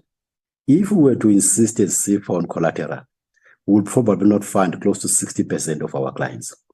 We are a lender. We see ourselves as a lender of the last resort. And therefore, what is important then is we need to tighten up those startups that we finance with regards to your post-investment and mentoring, because these are people who are just implementing their dreams. It's unlike like the holding company IDC will say, if you don't have 20 or 10% of your own money into the game, we are out. We don't do that. We do our funding based on the projected cash flow potential of the deal. But now you will then, by extension, realize what we call high impairment level, because these are not tried and tested concepts. Hence, we say we want to strengthen our PIM so that we provide that post-investment support to this business. Once we are able to contain that, we should be able, Chair, to see losses reducing like they did in the previous year. But we cannot ignore, Chair, the fact that the load shedding is killing our businesses. Every day, Chair, when I hear the ESCOM saying we're going to stage 4 or 6, I know that they've just wiped off a few millions from my clients that day. And we see it actually in the repayments. But we will work with them. And there's a program that the minister is launching for energy support for these SMMEs, which will focus really on alternative energy, because the generators, they are there, they are packed, but our guys can't afford the diesel. I mean, there's a guy we funded who's running a Shell Ultra City, which has a Steers, a Debonairs, a Fisherway in the KFC. His daily bill of diesel is 12,000. This is a new business, and you multiply that by 10 days, we have already hit 120,000. And these are the realities that we're dealing with. And we're saying, where possible, we provide the support through the ministerial intervention of power purchase support program, which we do for urban and rural and township enterprises. I just wanted to actually highlight those issues, that it's not like we're doing reckless trading, but we're actually funding the people that are desperate and nobody will touch under ordinary circumstances. Thank you, Chair. Just very quickly, Chair, if I may come in on the 2 questions on one, investigations at CIFA and the relationship with the IDC. I've been joined in the meeting by the chair of our audit committee. Our audit committee, since your visit to the Northwest that uncovered some of the problems there, has been tasked to look at this and have appointed investigators. I was told, I came into the board in September, as you know. 3 reports were due to be presented this month. We have indeed seen the first one. It's been presented to us. We are processing it. There's just one issue we've referred back to the investigators. They should be able to do that within a week or so.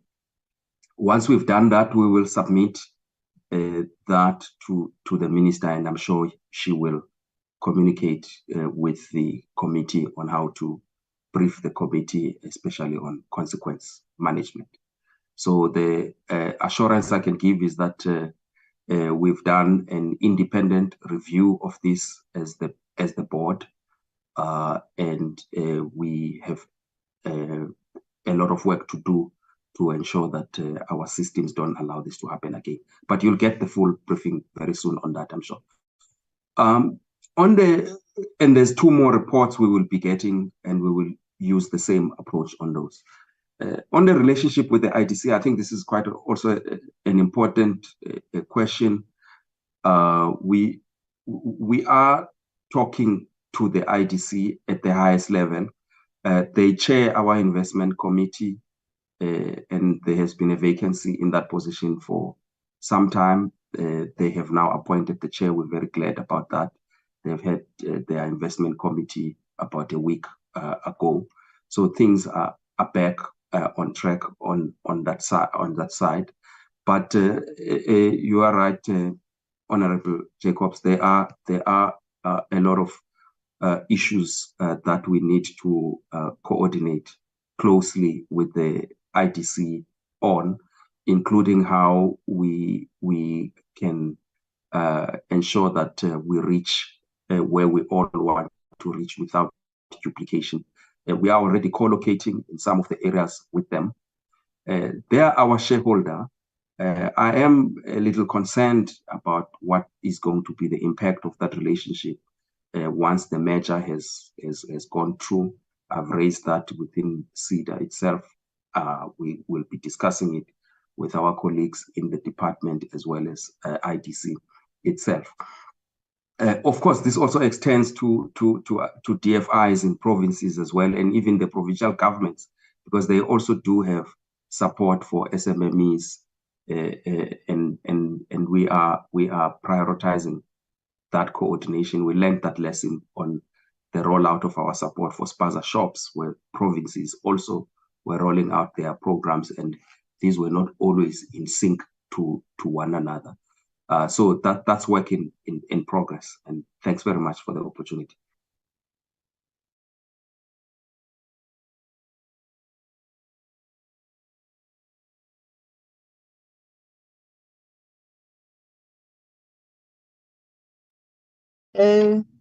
Acting DG, are you done with your team? Thank you very much, Chairperson. Yes, we are done. We've covered all the questions, and thank you very much for the opportunity. Thank you, DG. I was checking under participant whether the minister is still with us. I can see that she's not here.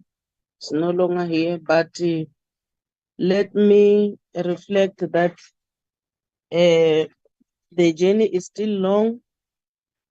We really appreciate the reports, take into cognizance all the issues raised by honorable members, take them positive so that we build each other. What is important is to make sure that targets set in each quarter, all those targets are being achieved. And where there are problems, let's zoom in quickly. We will continue supporting you as the department and our agency, but our main objective is to make sure that our people are really assisted on the ground. Also want to thank the department, the minister in particular, and the DM, and you, the former DG, as well as yourself and the entire team, that we must join hands. We will be rolling out that bill which is before us. So we'll need your support to support the portfolio committee. We're going to be hard at work from towards the end of this month until the 19th of November. So we will need your support in this regard so that we make sure that all those problems or bottlenecks which are being faced by this department, by this department which affects our people on the ground, are being minimized. So thank you so much. I believe we've come to the end of our meeting. The meeting stands adjourned.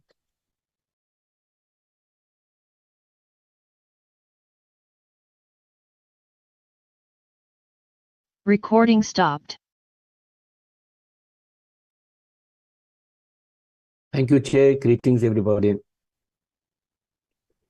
Chairperson, greetings, everybody. Thank you, Chair. Thank you, Whip. Bye-bye. Thank you. Everybody. Bye. Bye. Thank you so much.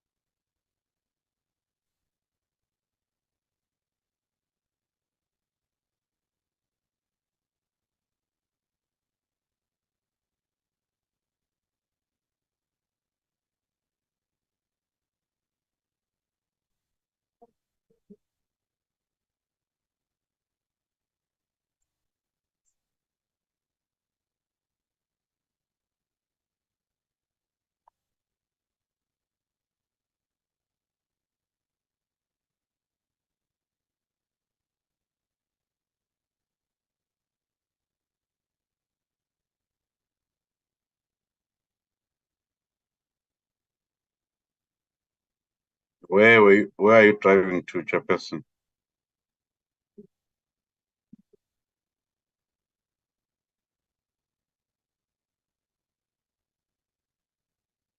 Chair? I'm driving to Joburg. Where Queen? Yeah, Johnny. Oh, ulaba Queen Tin Johnny. niyabona makwerhu wa mina wa vabya king wa tipoyila wena usuka la Mpumalanga. Aw. You were supposed to xivulavula Xitsonga. Wababs. Urukule. Vele uri hayi ramphile. Taphila Shem. But thanks. But at I least I managed- can follow. I can hear. I can follow. Yeah. I'm not Siyakhona. like I'm not like Nwabi South does not understand a thing. Yeah. And then as if they're not South Africans. Yeah, hey, it's a problem. So you must also learn vendor. Yeah, From Honorable Libengo. Yasitwa. Marmini. Nah, yeah, I can follow you. Barmini bamsana. Bomsada. Bomsana. Doidani. Ah, ngitotua. I'm going now. Bovua. Damanda. Abachimbiri. Abachimbiri. Bachimbire zwavudi. Bachimbire zwavudi. Area. Unfortunately, you belong to group 2. If you're belonging to group 1, you were supposed to practice on how are you going to greet in Wembe. Especially Nwabi, so yeah. Chairperson. Braking.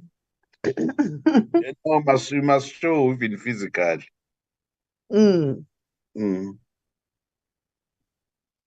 Okay, thank you. Thank you, Brakin.